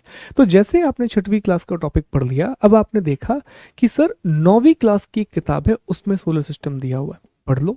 आपने देखा सर एक 12वीं क्लास की किताब है, उसमें एग्जाम्पल दे रहा हूं मैं आपको, ये सोलर सिस्टम दिया हुआ है, पढ़ लो, खत्म। अब इसके बाद क्या होगा? इसके बाद आप आउटपुट समझो। मैं कह रहा हूं ना आपसे, आउटपुट ओरिएंटेड पढ़ाई करना है, हमें आउटपुट देखना है कितना अच्छा आ रहा। तो इसके बाद जैसे ही आप ये टॉपिक खत्म करोगे, as you complete this topic, अब आप देखोगे कि आपके पास सोलर सिस्टम के एक बहुत ही खूबसूरत, एक तो ब्यूटीफुल, उसके बाद एक बहुत ही कॉम्प्रहेंसिव नोट्स बन के तैयार है, जो आपको इतना कॉन्फिडेंस दे रहे हैं कि सर अब सोलर सिस्टम का टॉपिक ही कंप्लीट है, अब कुछ और पढ़ने की आवश्यकता नहीं है। जितनी भी बातें सोलर सिस्टम में हो सकती थी वो सब हमने जान ली है। इतना अच्छा फाउंडेशन बन गया। अब इसमें एक तड़का लगा दो। समझते ना, पूरे आपने सब्जी बना दी या पोहा बना लिया। पोहा बड़ा पसंद है हमको, ठीक है, आपने बड़ा अच्छा पोहा बनाया, पोहा बन के तैयार हो गया। आखिरी में हम क्या करते हैं, उसमें जीरावन डाल देते हैं, सेव डाल देते हैं, प्याज डाल देते हैं और धना पत्ती डाल देते हैं। क्यों? ताकि उसमें बड़ा स्वाद आ जाए, बहुत बढ़िया स्वाद आ जाए, टेस्ट आ जाए। ये आपका पोहा है। अब बस इसको तैयार करना है, इसमें वो स्वाद डालना है। क्या करोगे? करंट अफेयर्स ऐड कर दोगे। सर इसरो ने ना एक सैटेलाइट लॉन्च की है। सर इसरो एक नया मिशन प्लान कर रहा है, आदित्य L1। L1 क्या है सर? दिया होगा आपके सोलर सिस्टम के में कि ये L1 क्या है। ठीक है, ये सारी चीजें इसमें निकल करके आएंगी। सर जुपिटर के पास ना अभी मैक्सिमम मून हो गए। कैसे हो गए? क्या होता है मून? कैसे बनते हैं मून? आपको पता पड़ेगा। जुपिटर क्या है ये पता पड़ेगा। करंट अफेयर्स का तड़का लगाते जाओ। कहा जाता है ना आपसे कि जब भी आप नोट्स बनाओ, खुद से नोट्स बनाओ, तो हमेशा ना नोट्स, जैसे आपका ये A4 साइज का पेपर है, नोट्स इतने एरिया में बनाने चाहिए। ये एरिया हमेशा खाली रखना चाहिए। ठीक है, इतना एरिया। क्यों? कभी भी कुछ भी अपडेट आएगा तो ऐड तो कर लोगे, कुछ भी नया चीज आया तो वहां का वहां ऐड हो जाएगा, तो आपको पता चलते रहेगा। ठीक। तो हमारा ये मानना है कि आपको एनसीईआरटी जो है पढ़ने का सबसे पहला तरीका यही है कि अगर संभव है तो इसको कक्षा के हिसाब से ना पढ़कर विषय के अनुसार पढ़ें। Read subject wise, not the class wise. Subject wise का मतलब इसको टॉपिक वाइज भी कह सकते हैं। अब यही रीजन है कि जब मैं आपको बताऊंगा कि हमारी स्ट्रेटेजी क्या है, तो हमने पूरी ज्योग्राफी की एनसीईआरटी को यूनिट में बांट दिया है। लगभग 10-12 यूनिट हमने ज्योग्राफी की बनाई है दोस्तों, और पूरे चैप्टर को एक एक यूनिट में ला करके रख दिया है। जैसे जब आप आज तो ये पहली यूनिट है हमारी, strategy and previous year question, जो 2 कक्षाओं में कंप्लीट होगी। उसके बाद हम दूसरी यूनिट पढ़ेंगे, उसका नाम ही है सौर मंडल और पृथ्वी की उत्पत्ति, origin of solar system and the earth. तो उसमें वो सारे टॉपिक को हम कंपाइल करेंगे जिसमें अर्थ और सोलर सिस्टम के ओरिजिन को समझाया गया है। सारे टॉपिक हम वो कंपाइल कर लेंगे, तो एक जगह आपके पास नोट्स मिलेंगे। इससे फायदा क्या होता है वो समझो। क्या होगा कि जैसे मान लो आपने क्लास वाइज एनसीईआरटी को पढ़ा, आपने डिसाइड किया कि सर हम क्लास वाइज पढ़ेंगे। आपने 6वीं क्लास में सोलर सिस्टम पढ़ा, फिर आप सीधा 12वीं क्लास में सोलर सिस्टम पढ़ रहे हो, तो आप चीज़ों को लिंक नहीं कर पाओगे। आपको ये लगेगा कि जो चीज़ आपने पहले पढ़ी थी, अब वो मेहनत आपके किसी काम की नहीं रही। 12वीं कक्षा में वो दोबारा मेहनत करनी पड़ी। ठीक है, लेकिन जब आप टॉपिक वाइज पढ़ोगे तो वो एक साथ लिंक हो जाएगा। एक ऐसी माला मिलेगी जिसमें ना खूबसूरत से एक ही प्रकार के फूल है, लेकिन उनका साइज अलग अलग है, तो बड़ी खूबसूरत माला लगेगी, बहुत ही प्यारी सी माला बनेगी, है ना। धीरे धीरे ये चीज़ आपको डेवलप करना है। और फिर जैसे आपने छठवीं में सोलर सिस्टम पढ़ा, नौवीं में सोलर सिस्टम पढ़ा और 12वीं में पढ़ा, इन तीन को पढ़ने के बाद फिर आप सिनॉप्सिस बनाओगे।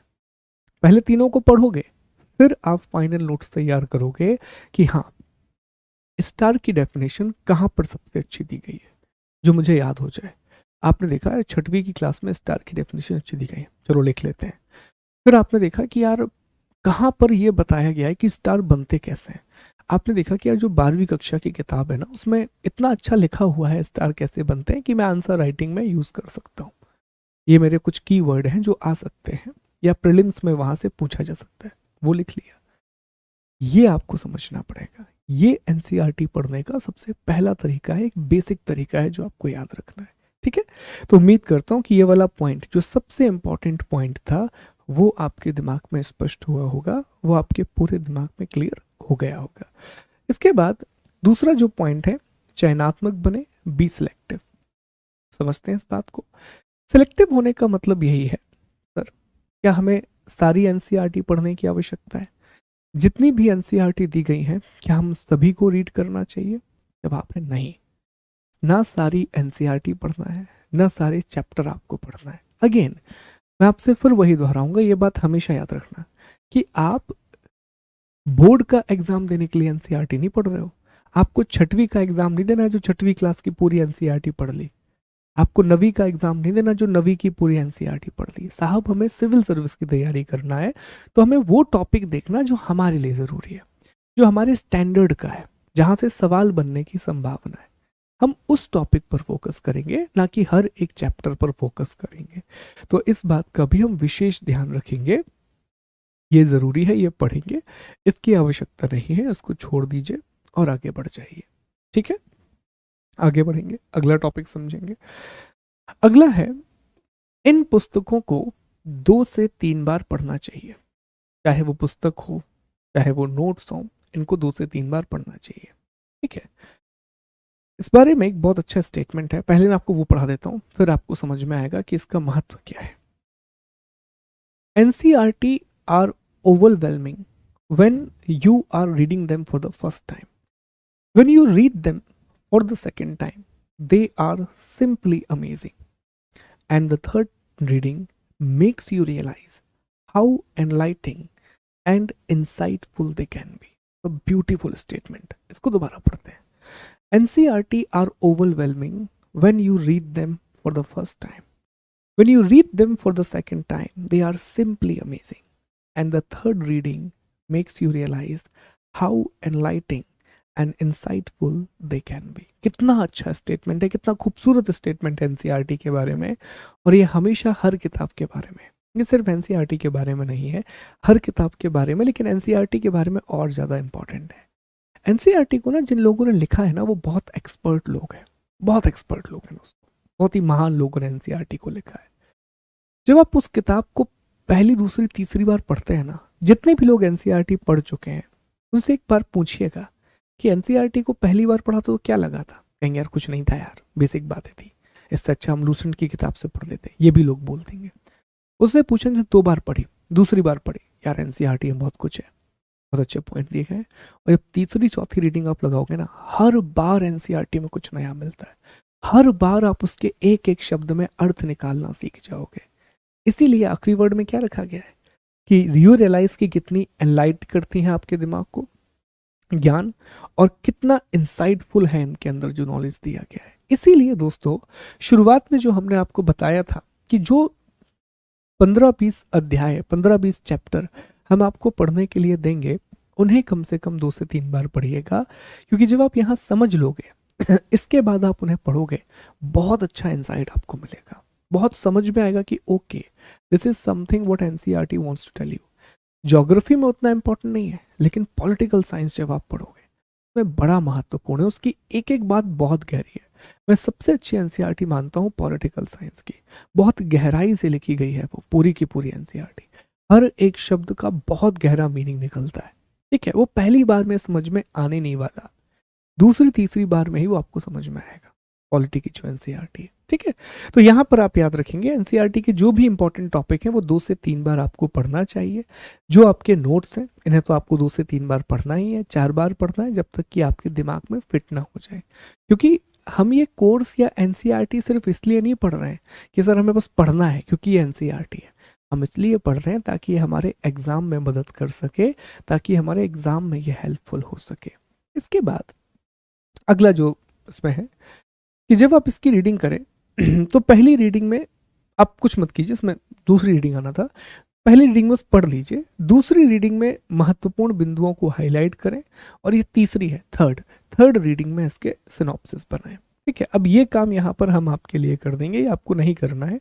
हम नोट्स आपको बना करके दे देंगे, सिनॉप्सिस आप खुद बनाएंगे। ठीक है, लेकिन अगर आप खुद से पढ़ेंगे पूरी एनसीईआरटी तो आपको ये प्रोसेस फॉलो करनी पड़ेगी, पर वो मत कीजिएगा, अदरवाइज बहुत लेंदी हो जाएगी और फिर उसका कोई मतलब भी नहीं है। जब हम आपके लिए इतनी हेल्प करके ला रहे हैं तो आप ना उस पर, और अच्छा एक चीज़ थोड़ा सा याद रखना, इस एग्जाम में एक बहुत इंपॉर्टेंट बात बता रहा हूँ, कई बार ना बहुत ईगोइस्टिक हो जाते हैं कि नहीं हम तो खुद ही पढ़ेंगे। ठीक है अब ना एग्जाम बड़ा कॉम्पिटिटिव होता जा रहा है, तो उसमें हर काम खुद मत करो। जहाँ से आपको मदद मिल रही है, जिस टीचर से आपको हेल्प मिल रही है वो हेल्प ले लो। वो आधा काम अगर मैंने आपका कर दिया, आपको ये टॉपिक समझा के एक्सप्लेन करके नोट्स बना के दे दिए, तो उसको एक्सेप्ट करने में कोई बुराई नहीं है। उस पर अपनी बिल्डिंग बना लो। अगर मैं आपको फाउंडेशन दे रहा हूँ तो उस पर आप अपनी बिल्डिंग तैयार कर लो। अब आप पहले फाउंडेशन भी बनाओगे फिर बिल्डिंग भी बनाओगे, समय ज़्यादा लगेगा। ठीक है, तो ये ज़्यादा बेहतर है कि जहाँ जहाँ से भी हेल्प मिले वहाँ से हेल्प लो और फिर आगे बढ़ते जाओ। ठीक है, तो ये आपको करने की आवश्यकता नहीं पड़ेगी।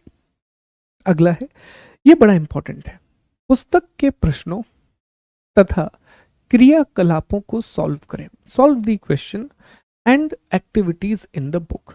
ये काफ़ी ज़्यादा इंपॉर्टेंट है। पहली बात, एनसीईआरटी के जितने भी आप टॉपिक पढ़ोगे तो एक टॉपिक खत्म होने के बाद एनसीईआरटी में प्रश्न दिए जाते हैं, एनसीईआरटी में क्वेश्चन दिए जाते हैं। प्रश्न दोनों प्रकार के हैं, सब्जेक्टिव भी है ऑब्जेक्टिव भी है।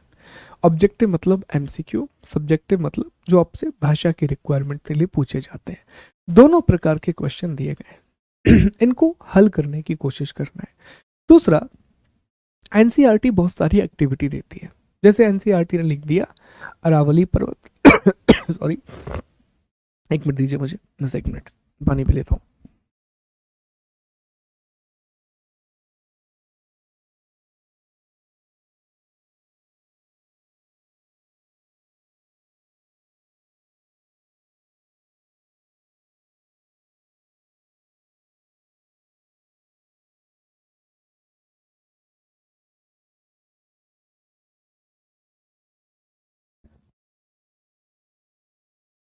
चलिए, तो एनसीईआरटी को जब भी आप पढ़ेंगे तो उसमें कुछ कुछ जगह पर लिखा रहेगा अरावली पर्वत, दुनिया के प्रमुख बलित पर्वतों के नाम है। उसमें लिख देगा कि भाई अरावली पहले फोल्ड माउंटेन ही था, अरावली लिख देगा, हिमालय लिख देगा, एंडीज लिख देगा, रॉकी लिख देगा, और वहाँ एक लाइन में लिखेगा, छोटी सी लाइन में, कि मानचित्र में इनको ढूंढें, find out in the map.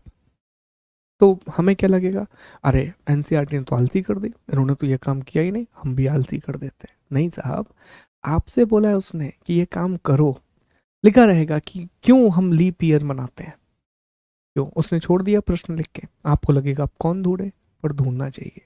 तो जो भी उसने एक्टिविटी बोली है उस एक्टिविटी को फॉलो कीजिए, जो भी उसने क्वेश्चन दिए हैं उनको सॉल्व कीजिए। इससे आपका कॉन्फिडेंस ही बढ़ेगा और आप चीज़ें सीखेंगे। बहुत ज़रूरी है कि जो एक्टिविटी दी गई है उनको आप सॉल्व करते रहें। अगला है, एनसीईआरटी में दिए गए परिचय और भाषा का प्रयोग उत्तर लेखन में करना शुरू करें। इसकी शुरुआत एनसीईआरटी के प्रश्नों के उत्तर लिखकर की जा सकती है। Start using the introduction and language given in the NCERT in answer writing can be started by writing answer to NCERT question. बहुत अच्छा एक स्टेटमेंट है, याद रखेंगे आप ये। एनसीईआरटी हमें सिर्फ प्रीलिम्स के लिए नहीं पढ़ना है, एनसीईआरटी हमें सिर्फ तथ्यों के लिए नहीं पढ़ना है दोस्तों, एनसीईआरटी हमें एक ओवरऑल प्रिपरेशन के लिए पढ़ना है। और मैं शुरुआत से ही आपसे बोल रहा हूँ कि एनसीईआरटी का एक बहुत बड़ा उद्देश्य यह भी है कि हमारी आंसर राइटिंग की तकनीकों को हम बेहतर बनाएं, उसमें सीखें। और यहाँ से मुख्य बात जो हम सीख सकते हैं वो भाषा की पकड़ है। कि एक लैंग्वेज की अंडरस्टैंडिंग क्या होती है, क्यों एक लैंग्वेज बहुत ज़रूरी होती है। इससे हमें सीखना है भाषा, भाषा की पकड़ आप कैसे बनाएंगे यह आपको समझना है दोस्तों। तो यह जब हम हमको पढ़ाएंगे ना, तो धीरे धीरे हम आपको हर जगह बताते जाएंगे कि यार ये पैराग्राफ है, अगर इस प्रकार का प्रश्न आएगा, हम प्रीवियस ईयर के क्वेश्चन का एग्जांपल लेके आपको बताएंगे कि अगर इस प्रकार का प्रश्न आएगा तो हम इस तरह का इंट्रो लिख सकते हैं या इस स्टेटमेंट को कंक्लूजन में डाल सकते हैं, या फिर ये पॉइंट है मेन बॉडी में डाल सकते हैं। तीन ही चीजें होती हैं आंसर में, चौथी कोई चीज नहीं होती। एक होता है इंट्रो, मेन बॉडी और कंक्लूजन। तो इस तरह से हम समझने की कोशिश करेंगे कि एनसीईआरटी के पैराग्राफ को हम यूज कैसे करें, सेंटेंस को हम यूज कैसे करें। इसके बाद दोस्तों, हमेशा एनसीईआरटी पढ़ने के बाद, टॉपिक कंप्लीट करने के बाद उसे करंट अफेयर से रेगुलर जोड़ने की कोशिश करनी चाहिए। करंट अफेयर्स हमेशा पढ़ना चाहिए, चाहे आप डे 1 से पढ़ रहे हो बाद में पढ़ रहे हो, बस पढ़ने का तरीका समझो। अगर आपको एग्जाम 2 साल बाद देना है तो अभी आपको मैगजीन ये सब पढ़ने की आवश्यकता नहीं है इतना डिटेल से। अभी सिर्फ आपको एडिटोरियल पढ़ने की जरूरत है। एडिटोरियल, ठीक है। एडिटोरियल या वो खबरें जो बहुत ज्यादा चर्चा में रहती हैं, जैसे हाल ही में हमने देखा रशिया यूक्रेन वॉर, कोविड, फिर हमने देखा अभी चैट जीपीटी जीटीपी क्या है वो बहुत चर्चा में है, उसके बारे में पढ़ना, ठीक है। ये सारी चीजें। अब आपने देखा कि यार आपने एक टॉपिक कंप्लीट, तुर्की में जो अर्थक्वेक आया सीरिया में वो, अब आपने देखा कि यार आपने एक टॉपिक पढ़ा था अर्थक्वेक, और साथ ही साथ आपने प्लेट टेक्टोनिक भी पढ़ा था। फिर आपने देखा कि यार यहाँ पर भूकंप आया है, और हम जानते हैं कि भूकंप एक अंतर्जात बल है, ये पढ़ लोगे आप तो जान लोगे कि सर अर्थक्वेक जो है वो एक इंटरनल या एंडोजेनिक फोर्स है। अब इसको फिर आप रिलेट करना शुरू करोगे, ओके मैंने बेसिक्स ये पढ़े हुए थे, इसमें ये अपडेट आया है, ये एक नई चीज हमको जानने मिली, यहाँ पर ना इस तरीके का मूवमेंट हो गया प्लेट में, ये दो प्लेटें टकरा गई, कि ये करंट अफेयर्स है। साथ में ना करंट अफेयर से मैपिंग भी सीखना है। अब तुर्की और सीरिया ये बहुत चर्चा में आ गए, तो उनका मैप एक बार हम देख सकते हैं। मैप देखते समय हम ये देख सकते हैं कि साहब क्या इसकी सीमा किसी समंदर को छू रही है, कोई बड़ी लेक है क्या, कोई बड़ा सागर है क्या, कौन कौन से देशों से सीमाएं जुड़ी हैं। सीधे प्रश्न आते हैं यूपीएससी में, ऐसे प्रश्न भी पूछे गए कि बताइए कैस्पियन सागर को कितने देशों की सीमाएं छूती है, ऐसे क्वेश्चन भी पूछे गए। तो ये भी हमें तैयार करना चाहिए। करंट अफेयर्स से जुड़े रहना बहुत जरूरी है। करंट अफेयर्स में सिर्फ अभी एक काम कीजिए, बहुत बेसिक काम कीजिए, एडिटोरियल पढ़ना शुरू कीजिए। हिंदी मीडियम के हैं, कोई बात नहीं, हिंदू मत पढ़ो, जनसत्ता पढ़ लो, दैनिक जागरण पढ़ लो, बस पढ़ना शुरू करो। इंग्लिश मीडियम के हो, बिल्कुल बिना किसी कंफ्यूजन के साथ द हिंदू पढ़ना शुरू करो। कम से कम पता तो चलेगा, पढ़ने की हैबिट तो आएगी, समझने की हैबिट तो आएगी। और डिस्कशन सुनो। डिस्कशन कहाँ पर सुन सकते हैं आप? संसद टीवी पे जाकर के सुन सकते हैं, या फिर आप ऑल इंडिया रेडियो, बहुत अच्छी खबरें आती है ऑल इंडिया रेडियो पे, वहां से सुन सकते हैं। करंट अफेयर्स के लिए अधिकतम जो समय अभी आपको देना है पूरे दिन का, अगर आप शुरुआती दौर में है प्रिपरेशन के, 40 to 45 minutes, not more than that. और फिर आपको यह समझना है कि हाँ टॉपिक से लिंक कैसे होगा, ठीक है, कैसे आप जोड़ पाओगे। आपको ऐसा भी याद आएगा कि मान लो आपने पहले तुर्की की खबर को पढ़ा, अब आप प्लेट टेक्टोनिक पढ़ रहे हो, तो हो सकता है पुरानी खबर को आप रिलेट कर लो, ओके ओके मैंने वो खबर पढ़ी थी, ये यहाँ से जुड़ रही है। करंट अफेयर्स से कनेक्ट करना होगा मैं एनसीईआरटी को। जहां जहां हम जोड़ पाएंगे, हम पूरी कोशिश करेंगे कि हम इसे करंट अफेयर्स से जोड़ करके आपके सामने प्रस्तुत करें, ठीक है। इसके बाद अगला है रिवीजन। एक बहुत अच्छा स्टेटमेंट है, मैं आपको पढ़ के सुनाता हूं।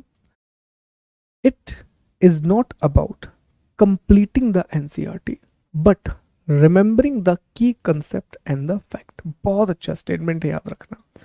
यह सिर्फ एनसीईआरटी को पूरा करने के बारे में नहीं है, बल्कि प्रमुख अवधारणाओं और तथ्यों को याद रखने के बारे में। हमें सिर्फ एनसीईआरटी इसलिए रीड नहीं करना है कि सर सिविल सर्विस में एनसीईआरटी पढ़ना पड़ता है, तो हमने भी एनसीईआरटी पढ़ ली। मतलब यही बात हो गई कि साहब एक पर्टिकुलर जगह है, वहां जाने के सब बोल रहे हैं तो चले गए। सिर्फ हमारे साथ हुआ था, 11वीं में हमने गणित विषय ले लिया। क्यों लिया था आज हमें पता चल रहा है, हमारे दोस्तों ने गणित लिया था तो हमने गणित ले लिया था, जबकि हमको गणित में कुछ नहीं आता दोस्तों। हमारा सबसे वीक विषय है गणित, हो गया फिजिक्स, हो गया केमिस्ट्री, हो गया, बहुत वीक है। लेकिन क्यों लिया हमने वो? हमारे दोस्तों ने ले लिया था। आज लगा कि उस समय अगर हमने ह्यूमैनिटीज़ लिया होता तो शायद कहानी कुछ और होती, ठीक है, और अच्छा नॉलेज मिलता मुझे और बेहतर चीज़ें जानने को मिलती, इंटरेस्टिंग चीज़ें पढ़ रहा होता मैं, ठीक है। तो होता है कई बार, तो ये हम कुछ चीज़ें करते हैं for the shake of the thing कि भाई ये चीज़ करना है क्योंकि सब कर रहे हैं, नहीं, हमें इस चीज़ से कुछ मिलना चाहिए। एक शब्द दिमाग में डाल दो, आउटपुट, ठीक है। ये पहली क्लास जो मैं आपके ले रहा हूँ ना दोस्तों, ये बहुत इंपॉर्टेंट क्लास है। अगर इसकी सारी बातें आप पूरे कोर्स में याद रखे रहे तो आपका कोर्स बहुत अच्छा रहेगा, बहुत फ्रूटफुल रहेगा, ठीक है। हमारे एक बहुत अच्छे शिक्षक थे, वो हमेशा कहते थे बेटा जो पहली क्लास होती है ना, अगर आपके पास रिकॉर्डेड फॉर्म में, उसे 3 से 4 बार देखा करो, क्योंकि पहली क्लास में हम रोड मैप बनाते हैं और रोड मैप में हर क्लास में आके नहीं बनवाऊंगा आपको कि अब ऐसे पढ़ो वैसे पढ़ो, नहीं, ऐसे पढ़ना ही हमने आपको पहली क्लास में बता दिया। इसे आपको दिमाग में सेव करना है, और सेव कब होगा, जब इस वीडियो को 3-4 बार आप देख लोगे, तब आपके दिमाग में वो रोड मैप क्लियर हो जाएगा कि ओके ये हमारा रास्ता है, ये हमारे गोल है, इस रास्ते पे चल के इन गोल को अचीव करना है, दैट्स इट। सीधा सिंपल रास्ता, ओके। पढ़ाई का रास्ता ना सिंपल है, हम इसे यूं यूं यूं यूं यूं करके कॉम्प्लिकेटेड कर देते हैं, ठीक। आखिरी पॉइंट, रिवीजन। रिवीजन जितने लोग जानते हैं दोस्तों, एक बहुत अच्छा स्टेटमेंट है, एक महान व्यक्ति है ब्रूस ली। ब्रूस ली ने एक बहुत अच्छी बात कही, I fear not the man who has practised 10,000 kicks once, but I fear the man who has practiced one kick 10,000 times। Her lecture में ये बात मैं बोलता हूँ आपसे, रिवीजन किसी भी परीक्षा को निकालने की होता है, ठीक है। रिवीजन अगर है तभी आप पेपर निकाल पाएंगे, अन्यथा आप मान के चलिए कितना भी प्रयास करें आप पेपर नहीं निकाल सकते। ब्रूस ली ने कहा कि मुझे उस व्यक्ति से डर नहीं लगता जिसे 10,000 प्रकार की किक मारना आता है, मुझे उस व्यक्ति से डर लगता है जिसने एक किक को 10,000 बार मारने की प्रैक्टिस की हो। एक बहुत अच्छी फिल्म आई थी इसी कोटेशन पर based, Chandni Chowk to China, जिसमें अक्षय कुमार ना एक रेस्टोरेंट में काम करता है, वो बचपन से आटा गूंथने का काम करता है। इस तरह से चाइना में जाता है, वो एक बहुत बड़े कराटे मास्टर से उसकी फाइट होती है, चांसेस ही नहीं है अक्षय कुमार के जीतने के, क्योंकि वो कराटे मास्टर, दुनिया का मार्शल आर्ट का मास्टर है वो, लेकिन अक्षय कुमार उसको हरा देता है सिर्फ एक किक के बलबूते पर। हमेशा आप देखना, बहुत सारे लोग आपको मिलेंगे जो बहुत सारा विषय पढ़ लेते हैं। फिर से कह रहा हूं, आपकी पढ़ाई किसी भी विषय को खत्म करने के लिए नहीं होनी चाहिए, आपकी पढ़ाई उस विषय की सभी महत्वपूर्ण बातों को याद करने के लिए होनी चाहिए। इसका एक बहुत अच्छा तरीका है कि अगर आप एक दिन में, अगर आप एक दिन में 8 घंटे या 5 घंटे पढ़ते हो तो उसमें से 2.5 घंटे सिर्फ रिवीजन को दीजिए। आपको लग रहा होगा क्या बात कर रहे हो सर, फिर हम पढ़ेंगे कब? भाई साहब, नया पढ़ना ज़रूरी नहीं है, लेकिन जो पुराना पढ़ लिया है उस पर कमांड बनाना ज़रूरी है। आप सोच के देखिए कि आपने पूरे एनसीईआरटी का कोर्स पढ़ लिया, उसके बाद आपने रिवीजन नहीं किया, आप सारी चीज़ें भूल गए, क्या मतलब रहा? इतना समय आपने एनसीईआरटी कोर्स में दिया, एनसीईआरटी की किताबें पढ़ने में दिया, नोट्स के पीडीएफ निकलवाए, सारी चीज़ें, क्या अर्थ रहा पढ़ने का? इसीलिए रिवीजन इज द की। 2 से 2.5 घंटे, और रिवीजन करना सबसे मुश्किल काम है, क्योंकि जब आप पढ़ी हुई चीज़ को पढ़ते हो ना, आपका दिमाग मानते ही नहीं है। आपका दिमाग कहता रही अभी तो पढ़ा था, क्यों पढ़ रहा है मूर्ख, क्यों समय खराब कर रहा है, इसको ऐसे पलट ले, पेज पलट के हो गया रिवीजन। नहीं नहीं साहब, नहीं, ये रिवीजन नहीं है। रिवीजन का अर्थ है आप टॉपिक को उसी डेडिकेशन से पढ़ेंगे जिस तरह से आपने पहली बार पढ़ा था। फिर 2-3 बार जब आप रिवाइज कर लोगे, तब आप उस हालत में आओगे कि अब आप सिर्फ टॉपिक देख रहे हो और देखने के बाद सारी चीजें क्लियर हो रही हैं। तो मेक श्योर कि स्टेटमेंट हमेशा याद रहे, और हमेशा कोई भी टॉपिक पढ़ो, कोई भी एग्जाम के लिए रिवीजन पर फोकस करना। 5 घंटे पढ़ रहे हो तो 2.5 घंटे रिवीजन के लिए रखो। मैं चाहता तो ये क्लास 7 दिन लगाता, लेकिन हमने ये क्लास 5 दिन लगाई। मैं चाहता हूँ कि एक दिन आपको मिले जिस दिन आप इसको समेट सको, चीज़ों को बहुत बेहतर बना सको, अपने लिए फ्रूटफुल बना सको, ठीक है। तो ये आपने याद रखना है, बहुत इंपॉर्टेंट चीज़ है। तो ये वो तरीके हैं दोस्तों कि हमें एनसीईआरटी कैसे पढ़ना चाहिए। इन्हीं सभी पैरामीटर्स को हम फॉलो करेंगे जब हम एनसीईआरटी पढ़ेंगे, इन्हीं सभी बातों को हम फॉलो करते हुए आगे बढ़ेंगे, ठीक। अब हम आगे चलते हैं, अगले टॉपिक की चर्चा करते हैं कि कौन सी एनसीईआरटी पढ़ना है, विच एनसीईआरटी टू रीड। अब यहाँ पर जो विषय सूची मैं आपको दे रहा हूँ ये सभी एनसीईआरटी की है, हिस्ट्री भी है, ज्योग्राफी भी है, पॉलिटी भी है, इकोनॉमी भी है। तो एक लिस्ट मैंने तैयार की है कि अगर इतनी एनसीईआरटी आप पढ़ते हैं और कहीं कहीं पर जो एनसीईआरटी पूरी नहीं पढ़ना है वहाँ पर हमने उन चैप्टर के नाम मेंशन कर दिए हैं कि अगर आप इतने चैप्टर पढ़ लोगे तब भी आपका काम हो जाएगा। जैसे सबसे पहली बात जो हमने आपको बताई थी कि जो ओल्ड एनसीईआरटी है वो सबसे अच्छी है सिर्फ इतिहास के लिए। अगर आप हिस्ट्री पढ़ना चाहते हैं उसके लिए सबसे अच्छी एनसीईआरटी आप पुरानी एनसीईआरटी पढ़ सकते हैं। खास तौर पर पुरानी एनसीईआरटी जो 11वीं और 12वीं कक्षा में चलती थी उससे 3 विषय बड़े अच्छे तैयार होते हैं, प्राचीन, मध्यकालीन और आधुनिक भारत का इतिहास। लेकिन बाकी अन्य विषयों के लिए नई एनसीईआरटी को पढ़ना ही सही है, न्यू एनसीईआरटी को पढ़ना सही है। हिस्ट्री के लिए खासतौर पर आर्ट एंड कल्चर वाला जो हिस्सा उसके लिए तमिलनाडु बोर्ड की किताब भी रेफर की जाती है। अगर समय मिला तो हम तमिलनाडु बोर्ड की किताब का हिंदी ट्रांसलेशन लेकर के आपके सामने आएंगे, लेकिन फिलहाल हमारा फोकस सिर्फ ज्योग्राफी पर है। ठीक है, ओके। अब आप देखें एक एक विषय को। सबसे पहले हम हिस्ट्री की बात करते हैं कि सर हिस्ट्री में हमें कौन कौन सी एनसीईआरटी को पढ़ना चाहिए। देखो, नई एनसीईआरटी पढ़ने का ये मतलब, पुरानी एनसीईआरटी हिस्ट्री में पढ़ने का मतलब नहीं कि नई किसी काम की नहीं है, नई बहुत काम की है। नई में हिस्ट्री को थीम के रूप में प्रेजेंट किया गया। तो ये थीम वाली हिस्ट्री क्या होती है?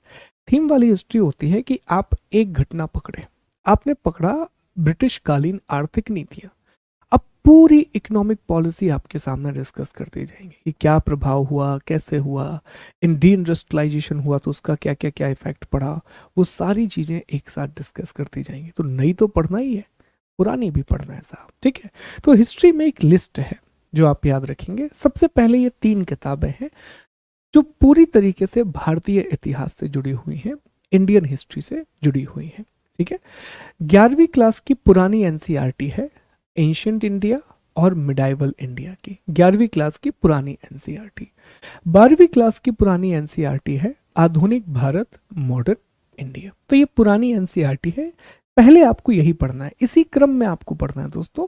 तो सबसे पहले आप ये पढ़ोगे। पुरानी एनसीईआरटी इसलिए जरूरी है कि वो हिस्ट्री का पहले आपके दिमाग में एक थीम बना देगी कि ओके, घटनाएं ऐसे घटित हुई थी, इसके बाद ये घटना घटित हुई थी। तो पहले आपके दिमाग में वो एक मैप बना देगी कि कम से कम आपको ये पता तो चल जाएगा कि इतिहास की घटनाओं का क्रम क्या है, इनका पूरा नेचर क्या है। इसीलिए पहले पुरानी एनसीईआरटी पढ़ना चाहिए। पुरानी एनसीईआरटी पढ़ने के बाद फिर आप 12वीं कक्षा की एनसीईआरटी पर आओगे, 11वीं नहीं, 12वीं कक्षा की नई एनसीईआरटी पर आओगे और उसमें इंडियन हिस्ट्री के थीम दिए गए हैं, उनको आप पढ़ोगे। और सारे नहीं पढ़ोगे, सिलेक्टिव रीडिंग लगाओगे, जो आपके काम का है वो पढ़ोगे, जो नहीं है उसको आप छोड़ते हुए आगे बढ़ जाओगे। तो ये इतना हिस्सा अगर आपने पढ़ लिया तो आप मान के चलें कि आपका भारत का इतिहास कंप्लीट हो गया, इंडियन हिस्ट्री पूरी तरीके से तैयार हो गई। अब कुछ और पढ़ने की आवश्यकता नहीं है, ना कोई रेफरेंस बुक पढ़ने की जरूरत है। हिस्ट्री के लिए ये मोर देन सफिशिएंट है, इससे ज्यादा कुछ भी तैयार नहीं करना है। फिर दोस्तों आप 11वीं की एनसीईआरटी पर आएंगे। 11वीं में 2 एनसीईआरटी दी गई है, an introduction of Indian art, living craft tradition of India. इसमें से जो पहली किताब है आपको जरूर पढ़ना है, दूसरी नहीं पढ़ोगे चलेगा, पहली जरूर पढ़ना, an introduction of Indian art. ये किताब आर्ट एंड कल्चर के लिए है, भारतीय कला का एक परिचय। बहुत अच्छी किताब है और बहुत सारे प्रश्न यहाँ से आते हैं, वो भी हम आपको दिखा देंगे कि कैसे बहुत से प्रश्न आर्ट एंड कल्चर से सीधा इस एनसीईआरटी से पूछे गए हैं। तो ये जो पुस्तक है बहुत ही खूबसूरत पुस्तक है, इसे आप पढ़ सकते हैं, an introduction to Indian art. फिर 9वीं, 10वीं और 11वीं। ठीक है, 9वीं, 10वीं और 11वीं की जो किताबें हैं वो वर्ल्ड हिस्ट्री से जुड़ी हुई हैं, वो वर्ल्ड हिस्ट्री से जुड़ी हुई हैं, विश्व इतिहास से जुड़ी हुई हैं। तो ये किताब आप विश्व इतिहास के लिए पढ़ेंगे। तो इस तरह एनसीईआरटी का क्रम होना चाहिए। ऐसा नहीं कि आप पढ़ना शुरू कर दिए, पता ही नहीं किस डायरेक्शन में जा रहे हैं। पहले ना उस चीज को आप समझेंगे। ठीक है, इवन यहाँ हम आपसे रिक्वेस्ट करेंगे कि अगर आपने एंशिएंट हिस्ट्री पढ़ी है तो एंशिएंट हिस्ट्री के इंडियन थीम पढ़ लीजिए, मिडाइवल के बाद मिडाइवल के थीम पढ़ लीजिए, मॉडर्न के बाद मॉडर्न के थीम पढ़ लीजिए। इतना बढ़िया फाउंडेशन बनेगा, आपको खुद लगेगा कि यार क्या इंसाइट मिला है एनसीईआरटी के बारे में हमें। इतना बेहतरीन इन्फॉर्मेशन आपके पास आएगा। देखो सिर्फ इन्फॉर्मेशन जरूरी नहीं है ना, वो इन्फॉर्मेशन कैसे यूज होती है, कितना अच्छा लगता है कि ओके ऐसे भी हो सकता है, ये भी रीजन था, ये भी कारण था इस पर्टिकुलर चीज का। तो वो चीज फिर हमें समझ में आती है कि हम ऐसा आइडिया भी लेकर के आ सकते हैं। तो इस तरह ना आप क्लब करके पढ़ेंगे हिस्ट्री की एनसीईआरटी को, ठीक है। चलिए, हिस्ट्री के बाद हम आगे बढ़ते हैं और अब चर्चा करते हैं ज्योग्राफी की एनसीईआरटी जो हमें पढ़ना है। तो इसमें ज़्यादा परेशान नहीं होना है आपको, क्योंकि हम सारी एनसीईआरटी पढ़ेंगे, पर फिर भी हम आपको बता दे रहे हैं कि कौन कौन सी किताबें हैं। ज्योग्राफी की सभी किताबें ज़रूरी हैं, लेकिन कुछ चैप्टर हैं जो ज़रूरी नहीं है, जैसे 6वीं 7वीं और 8वीं, ये ज्योग्राफी का बिल्कुल फाउंडेशन बनाता है। Earth, our habitat, our environment, resource and the development. इसके बाद 9वीं 10वीं की एनसीईआरटी भी पढ़ना है। Contemporary India part 1, contemporary India part 2। 11th की एनसीईआरटी सबसे इंपॉर्टेंट है, फंडामेंटल्स ऑफ फिजिकल ज्योग्राफी, सबसे इंपॉर्टेंट एनसीईआरटी। और अगली इंडिया की फिजिकल ज्योग्राफी, बहुत बहुत ज़्यादा इंपॉर्टेंट है ये, ठीक है। 12वीं में फंडामेंटल्स ऑफ ह्यूमन ज्योग्राफी और 12वीं में इंडिया पीपल एंड इकोनॉमी। पर सबसे महत्वपूर्ण अगर मैं कहूँ कि पूरे पूरे के पूरे इसमें सबसे इंपॉर्टेंट है 11th की एनसीईआरटी। बहुत ज़रूरी, बहुत सारी चीज़ें हमें यहीं पर सीखना है, ठीक है। तो पहले, लेकिन आप तुरंत यहाँ नहीं जाएंगे, पहले इन किताबों को पढ़ने के बाद यहाँ पहुँचेंगे। तो ये सारी किताबें पढ़ना है, कुछ चैप्टर हैं जो आप स्किप कर सकते हैं, वो कौन से अध्याय होंगे वो हम आपको बता देंगे, ठीक। ज्योग्राफी के बाद अगला जो विषय आता है वो है एनवायरनमेंट। और एनवायरनमेंट के बारे में ज्योग्राफी में तो हम पढ़ेंगे, पर एनवायरनमेंट की जो जानकारी है वो विज्ञान की किताबों में बहुत अच्छी दी गई है, वो साइंस की बुक में बहुत अच्छे तरीके से दी गई है। साइंस बायोलॉजी वाला टॉपिक है, उसमें बहुत अच्छे से एक्सप्लेन किया गया है एनवायरनमेंट वाले टॉपिक को, पर्यावरण वाले अध्याय को। तो क्या क्या पढ़ना है समझते हैं। देखिए, 7वीं क्लास की जो एनसीईआरटी है, 7th क्लास की जो एनसीईआरटी है, इसका 7वां अध्याय आप पढ़ेंगे, ठीक है, और इसका 9वां अध्याय पढ़ेंगे। 7वें अध्याय में मौसम अर्थात वेदर, जलवायु अर्थात climate and adoption of animal दिया गया है। ये टॉपिक आप स्किप कर सकते हैं, वेदर और क्लाइमेट पढ़ सकते हैं, ठीक है। फिर चैप्टर 9 में सॉइल के बारे में बताया गया है, मिट्टी के बारे में बताया गया और बहुत अच्छे से बताया गया है, क्योंकि मिट्टी जब आप साइंस के तरीके से पढ़ते हैं ना तो बहुत अच्छी जानकारी आपको मिलती है कि मिट्टी क्या है, कैसे फॉर्मेशन हुआ, मृदा परिच्छेदिका सॉइल प्रोफाइल क्या होती है, कौन कौन से तत्व हैं, क्या है, सारी जानकारी अच्छे से मिलती है। इसके बाद 8वीं क्लास की विज्ञान की किताब, 8th क्लास की साइंस की बुक का पहला चैप्टर, पहला अध्याय आप पढ़ेंगे, जहां क्रॉप प्रोडक्शन एंड मैनेजमेंट के बारे में दिया गया है, फसल उत्पादन और प्रबंधन के बारे में दिया गया है। एनवायरनमेंट के साथ साथ ये एग्रीकल्चर को भी तैयार कराएगा। उसके बाद चैप्टर 5 जिसमें कोल और पेट्रोलियम के बारे में दिया गया है। Chapter 7 conservation of plant and animal के बारे में दिया गया है। चैप्टर 18 जहां एयर और वाटर पॉल्यूशन के बारे में दिया गया है। तो आप देखिए, इसमें सिर्फ एनवायरनमेंट कवर नहीं हो रहा है, एग्रीकल्चर भी कवर होगा और एनर्जी वाले जो टॉपिक हैं वह भी आपके कवर होंगे। तो ये 8th क्लास की एनसीईआरटी के इतने टॉपिक हैं जो आपको पढ़ना चाहिए, बहुत इंपॉर्टेंट। इसके बाद दोस्तों 9th क्लास की साइंस की बुक में जब आप पढ़ेंगे तो इसमें एक टॉपिक है चैप्टर 14, इसमें नेचुरल रिसोर्सेज दिया गया है, प्राकृतिक संसाधन। ये एनवायरनमेंट के लिए जरूरी है, पर उससे भी ज़्यादा ज़रूरी है ये ज्योग्राफी में, जब हम इकोनॉमिक ज्योग्राफी पढ़ते हैं वहाँ। तो जब हम ज्योग्राफी पढ़ेंगे तो इस टॉपिक को हम लिंक कर लेंगे हमारी ज्योग्राफी वाली क्लास के साथ, ठीक है। आगे पढ़ेंगे 10वीं क्लास की साइंस में, 10th क्लास की साइंस में चैप्टर 14 है, 14वां अध्याय है, जहां ऊर्जा के स्रोतों की बात की गई है, एनर्जी के सोर्सेज की बात की गई है। अगर कोई व्यक्ति यहाँ पर एमपीपीएससी वाले हैं तो टॉपिक दिया गया है पेपर 3 में आपको एनर्जी, बहुत अच्छा इन्फॉर्मेशन यहाँ से मिल सकती है आपको, ठीक है। Chapter 15 our environment, chapter 16 management of natural resource, इसे लिंक करना होगा 9वीं क्लास के साथ, साथ में पढ़िएगा, ठीक है, ये दिया गया है। और फिर दोस्तों टिपिकल एनवायरनमेंट आपको मिलेगा, सबसे महत्वपूर्ण किताब, इसे हम कहेंगे मोस्ट इंपॉर्टेंट बुक। ये है मोस्ट इंपॉर्टेंट बुक, 12वीं कक्षा की बायोलॉजी की किताब के आखिरी के 4 अध्याय, ये पढ़ना ही है, ये मस्ट है, मस्ट। एनवायरनमेंट के बहुत सारे प्रश्न यहाँ से बनते हैं। उससे भी इम्पोर्टेंट पूरे फंडामेंटल्स एनवायरनमेंट से संबंधित जो हैं वो यहाँ पर स्पष्ट हो जाएंगे, बड़े अच्छे से यहाँ पर क्लियर हो जाएंगे। ठीक है, एक सेकेंड दीजिए, फिर हम क्लास को आगे बढ़ाते हैं, पानी पी लेते हैं। ठीक,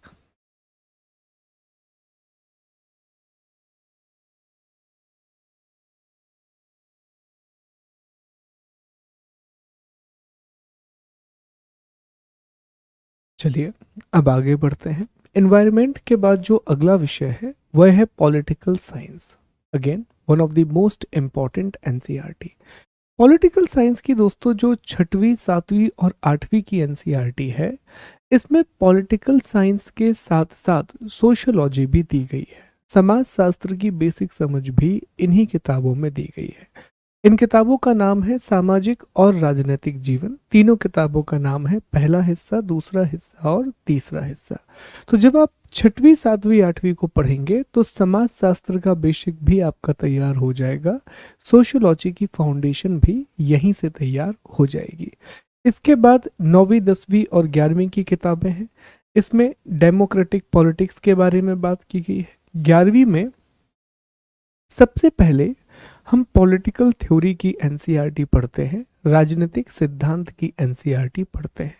यहाँ पर बहुत बेसिक बातें हमें पता चलती हैं कि लिबर्टी का मतलब क्या है, बंधुत्व का मतलब क्या है। ये बहुत बेसिक कंसेप्ट हमें यहाँ पर बहुत अच्छे से समझाए गए हैं। जब आप पॉलिटिकल थ्योरी कंप्लीट कर लेते हैं, फिर 11वीं ही कक्षा में एक बहुत इंपॉर्टेंट किताब है भारत का संविधान, इंडियन कॉन्स्टिट्यूशन एट वर्क। तब आपको ये किताब बहुत बेहतर समझ में आएगी। अच्छा, 9वीं और 10वीं की क्लास की मैं भी आपको बताऊं, अगर आप चाहें तो 9th को स्किप कर सकते हैं, सीधा 10वीं क्लास की एनसीईआरटी पढ़ सकते हैं। एक ही जैसे टॉपिक हैं, बहुत ज़्यादा अंतर नहीं है, बस उदाहरण और कहानियां बदल जाती हैं। ठीक है, फिर जो 12वीं कक्षा की एनसीईआरटी है कंटेम्पररी वर्ल्ड पॉलिटिक्स, ये ऑप्शनल है, चाहे तो पढ़ें अन्यथा आप छोड़ सकते हैं। लेकिन 12वीं कक्षा की एक एनसीईआरटी है politics in India since independence. ये अच्छी किताब है, एक अच्छा इंसाइट पैदा करती है कि इंडिया में डेवलपमेंट कैसे हुआ है। खास तौर पर जब हम इतिहास विषय पढ़ते हैं तो उसमें हमें एक टॉपिक पढ़ना होता है आज़ादी के बाद का इतिहास, इंडिया आफ्टर इंडिपेंडेंस। तो अगर ये पुस्तक आप पढ़ लेते हैं तो आज़ादी के बाद के भारत की कहानी बहुत हद तक आपको समझ में आ जाएगी कि किस तरह से डेवलपमेंट हुआ है, किस तरह से हमारी पॉलिटिक्स रही है, सारी चीज़ें बहुत अच्छे से समझ में आएंगी। तो ये सारी महत्वपूर्ण किताबें हैं जो पॉलिटिकल साइंस की हैं, जो राजनीति विज्ञान से संबंधित है। इसके बाद अगला है इकोनॉमिक्स की किताबें। बहुत मुश्किल है क्योंकि इसकी बड़ी कक्षाओं में हिंदी में खासतौर पर बहुत मुश्किल भाषा दी गई है, इसीलिए इकोनॉमिक्स की बहुत थोड़ी सी किताबें हमें पढ़ना होता है। 9th की किताब है इकोनॉमिक्स, बहुत बेसिक कंसेप्ट दिए गए हैं लेकिन बहुत इफेक्टिव तरीके से इन बेसिक कंसेप्ट को समझाया गया है। फिर 10वीं की किताब है अंडरस्टैंडिंग इकोनॉमिक डेवलपमेंट, इसके कुछ टॉपिक हमें पढ़ना है दोस्तों। 11वीं की कक्षा है most important, Indian economic development.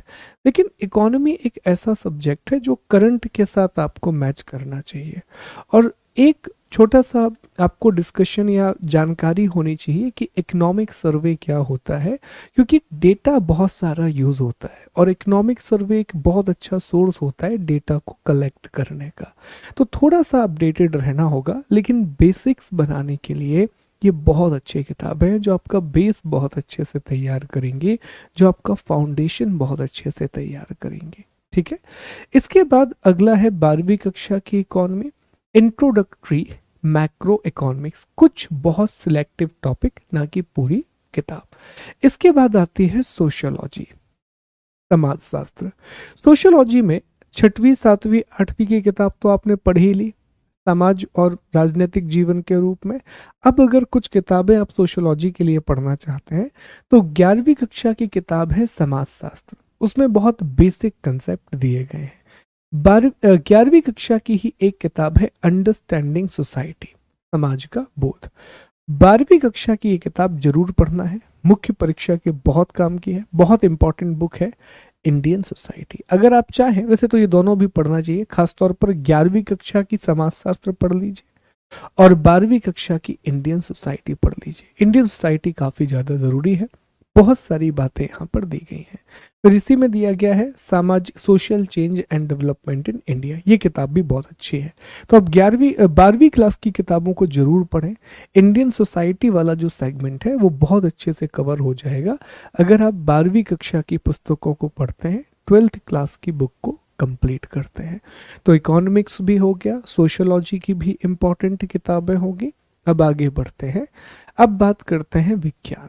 विज्ञान की कौन कौन सी महत्वपूर्ण किताबें हैं। देखिए, विज्ञान की किताबों का उपयोग अगर आप एनवायरनमेंट के लिए कर रहे हैं, अगर इनका प्रयोग आप पर्यावरण के लिए कर रहे हैं, तो जो किताबें हमने आपको बताई हैं पर्यावरण वाले सेगमेंट में वो सफिशिएंट है। लेकिन साइंस पढ़ने के लिए अगर आप एनसीईआरटी का प्रयोग कर रहे हैं तो 6वीं से लेकर के 10वीं तक की किताबें पूरी पढ़नी होगी। 11वीं और 12वीं की कुछ सिलेक्टिव रीडिंग करनी होगी। जैसे 11वीं क्लास की बायोलॉजी में यूनिट 4 और 5 पढ़ लीजिए, सिर्फ यूनिट 4 और 5, और 12वीं क्लास की बायोलॉजी में 8, 9 और 10 पढ़ लीजिए। बाकी फिजिक्स और केमिस्ट्री इतना तैयार हो जाएगा 9वीं और 10वीं की क्लास से कि हमें अलग से कुछ तैयार नहीं करना होगा। तो इतना अगर आप करेंगे तो साइंस की एनसीईआरटी बहुत अच्छे से कवर हो जाएगी। जैसे बहुत अच्छी जानकारी दी गई है 6वीं, 7वीं, 8वीं की किताबों में भी, बहुत बेसिक इंफॉर्मेशन, फूड क्या होता है, ऑर्गन क्या होते हैं, इन सभी की बहुत अच्छी जानकारी दी गई है। तो ये विज्ञान की महत्वपूर्ण किताबें हैं, लेकिन सभी को पढ़ने का तरीका वही होना चाहिए। आप कोई भी चीज़ टॉपिक वाइज आप कोई भी चीज़ जो है वो क्लास वाइज नहीं पढ़ोगे, आप पूरी एनसीईआरटी को टॉपिक वाइज कवर करोगे।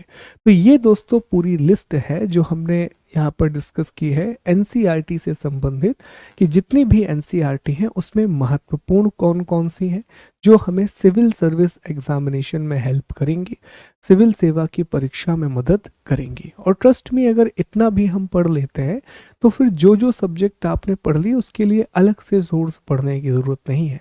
सोशियोलॉजी की जो किताब है बहुत अच्छी किताब है, जो सोशल इश्यूज को कवर करती है, सामाजिक मुद्दों को कवर करती है। बस उसमें हमें नए डेटा की ज़रूरत होती है और बहुत सी चीज़ें ना करंट से पूछी जाती हैं कि करंट सिनेरियो में समाज में जो हो रहा है, तो करंट और स्टैटिक को रिलेट करके आपको एक बहुत बढ़िया सी खिचड़ी पकानी होगी जो एग्जामिनर को बहुत पसंद आए। ठीक है, अब आगे चलते हैं दोस्तों। आज हम 2 बिंदुओं की चर्चा और करेंगे, और जो हमारा ज्योग्राफी का करिकुलम है, तो ज्योग्राफी का करिकुलम और प्रीवियस ईयर क्वेश्चन की चर्चा हम मंगलवार को करेंगे, हम ट्यूसडे के दिन करेंगे। अब 2 टॉपिक बचे हैं, एक तो हमारी स्ट्रैटेजी क्या होगी इस पूरे टॉपिक को लेकर के, और सबसे इम्पोर्टेंट आपसे क्या क्या उम्मीदें हैं ये कोर्स में, आपसे क्या क्या आशाएं हैं।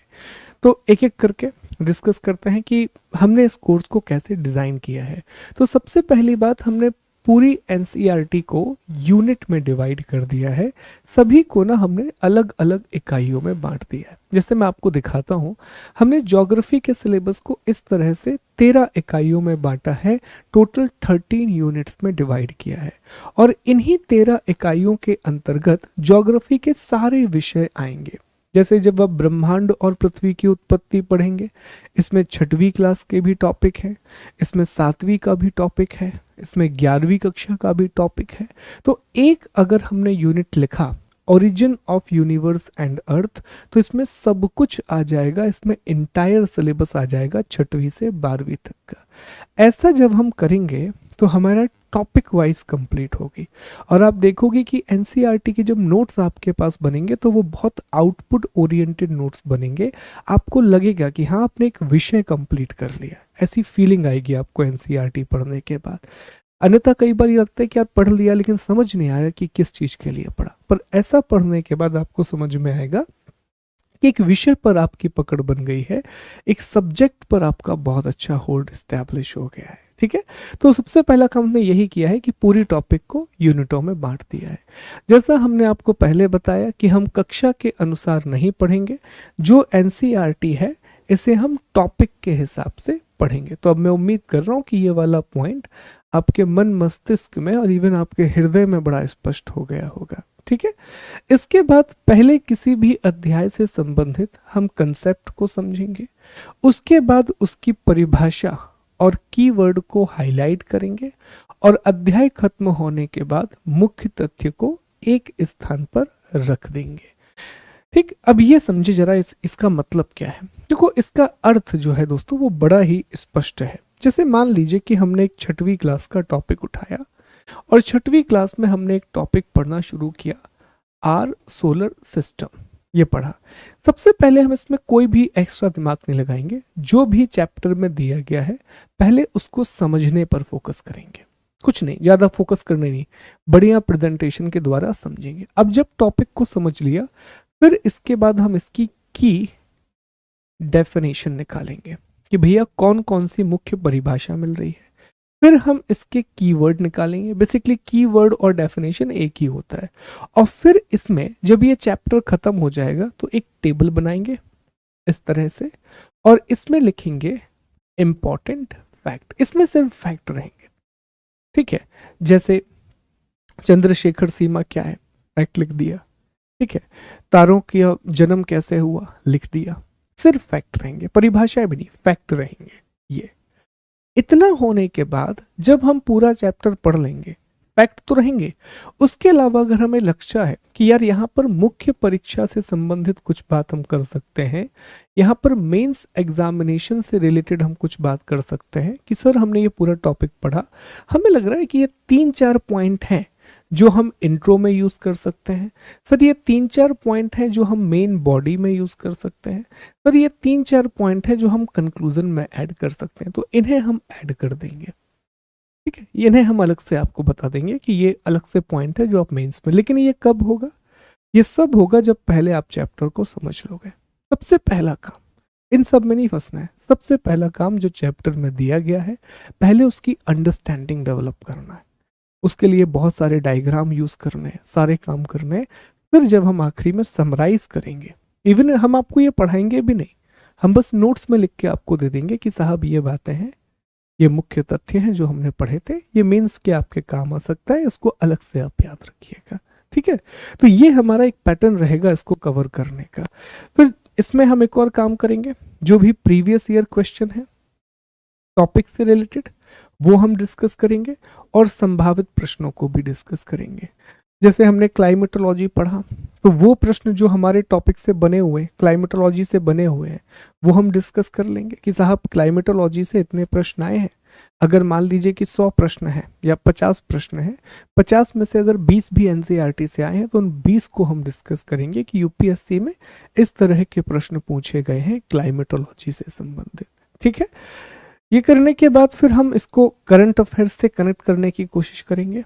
जो भी करंट अपडेट हो रही होगी उसके साथ जोड़ने का प्रयास किया जाएगा।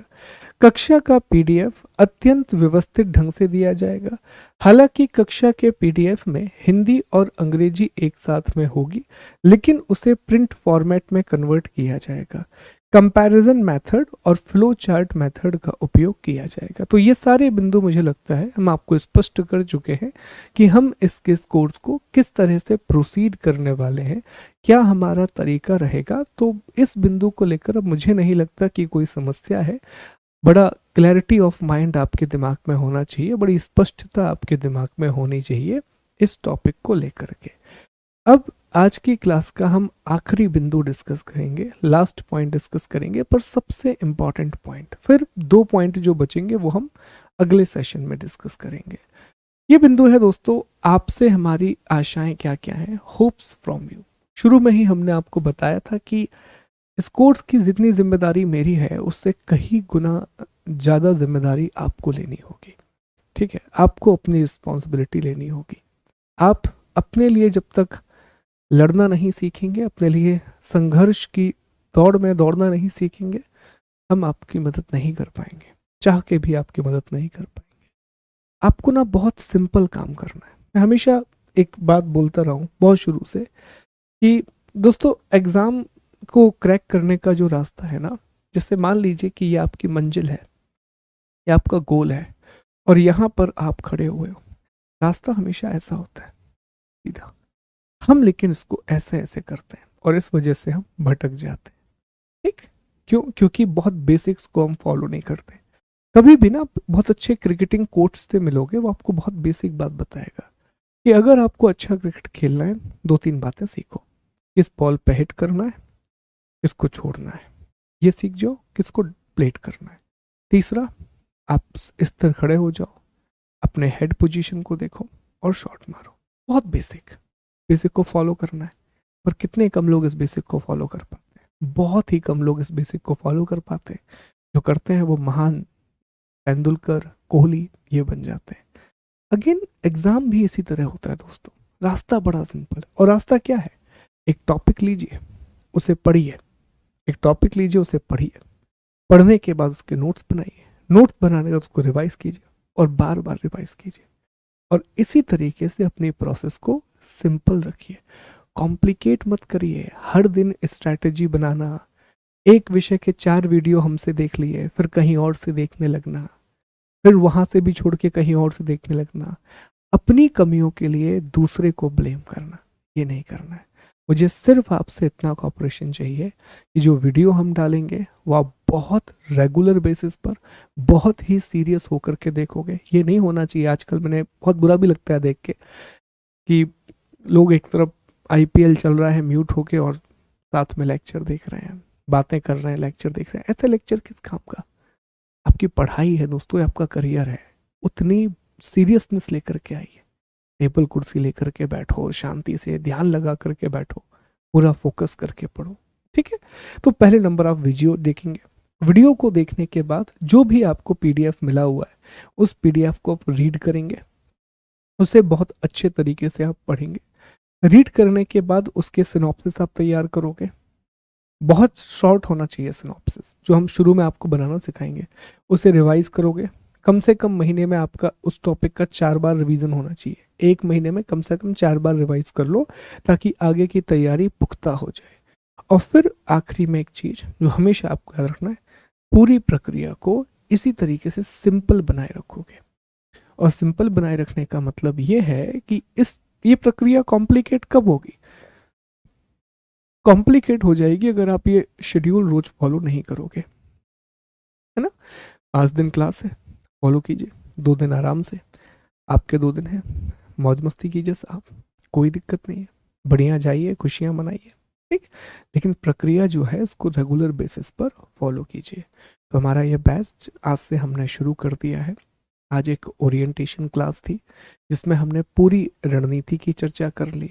हमने ये भी डिस्कस कर लिया कि कौन कौन सी विषयों की कौन कौन सी एनसीईआरटी महत्वपूर्ण है। एक एनसीईआरटी किताब को पढ़ने का सबसे अच्छा तरीका कौन सा है। अगली क्लास में हमें 2 टॉपिक और डिस्कस करना है, जो ओरिएंटेशन का ही एक्सटेंडेड हिस्सा होगा, और उसी के साथ हमारी पहली यूनिट हम कंप्लीट करेंगे। जब भी हम आपको पीडीएफ देंगे तो हम ऊपर एक इंडेक्स भी बना के देंगे आपको, ताकि समस्या ना जाए कि कौन सा टॉपिक कहाँ पर दिया गया है। क्लियर? अगली क्लास में हमें 2 टॉपिक की चर्चा करना है। ज्योग्राफी से एनसीईआरटी से, ज्योग्राफी एनसीईआरटी से पिछले 5 सालों में कौन कौन से प्रश्न यूपीएससी ने पूछे हैं, और फिर हमारे करिकुलम की चर्चा करेंगे। फिर हमारे सिलेबस को हम डिस्कस करेंगे कि हमें सिलेबस को किस तरह आगे बढ़ाना है। उम्मीद करता हूँ कि ये लेक्चर आपको पसंद आया होगा। अपना ख्याल रखिए। जय हिंद, जय भारत, और सभी बातों को याद रखिए जो हमने आज पढ़ी है। Please take care. God bless you all.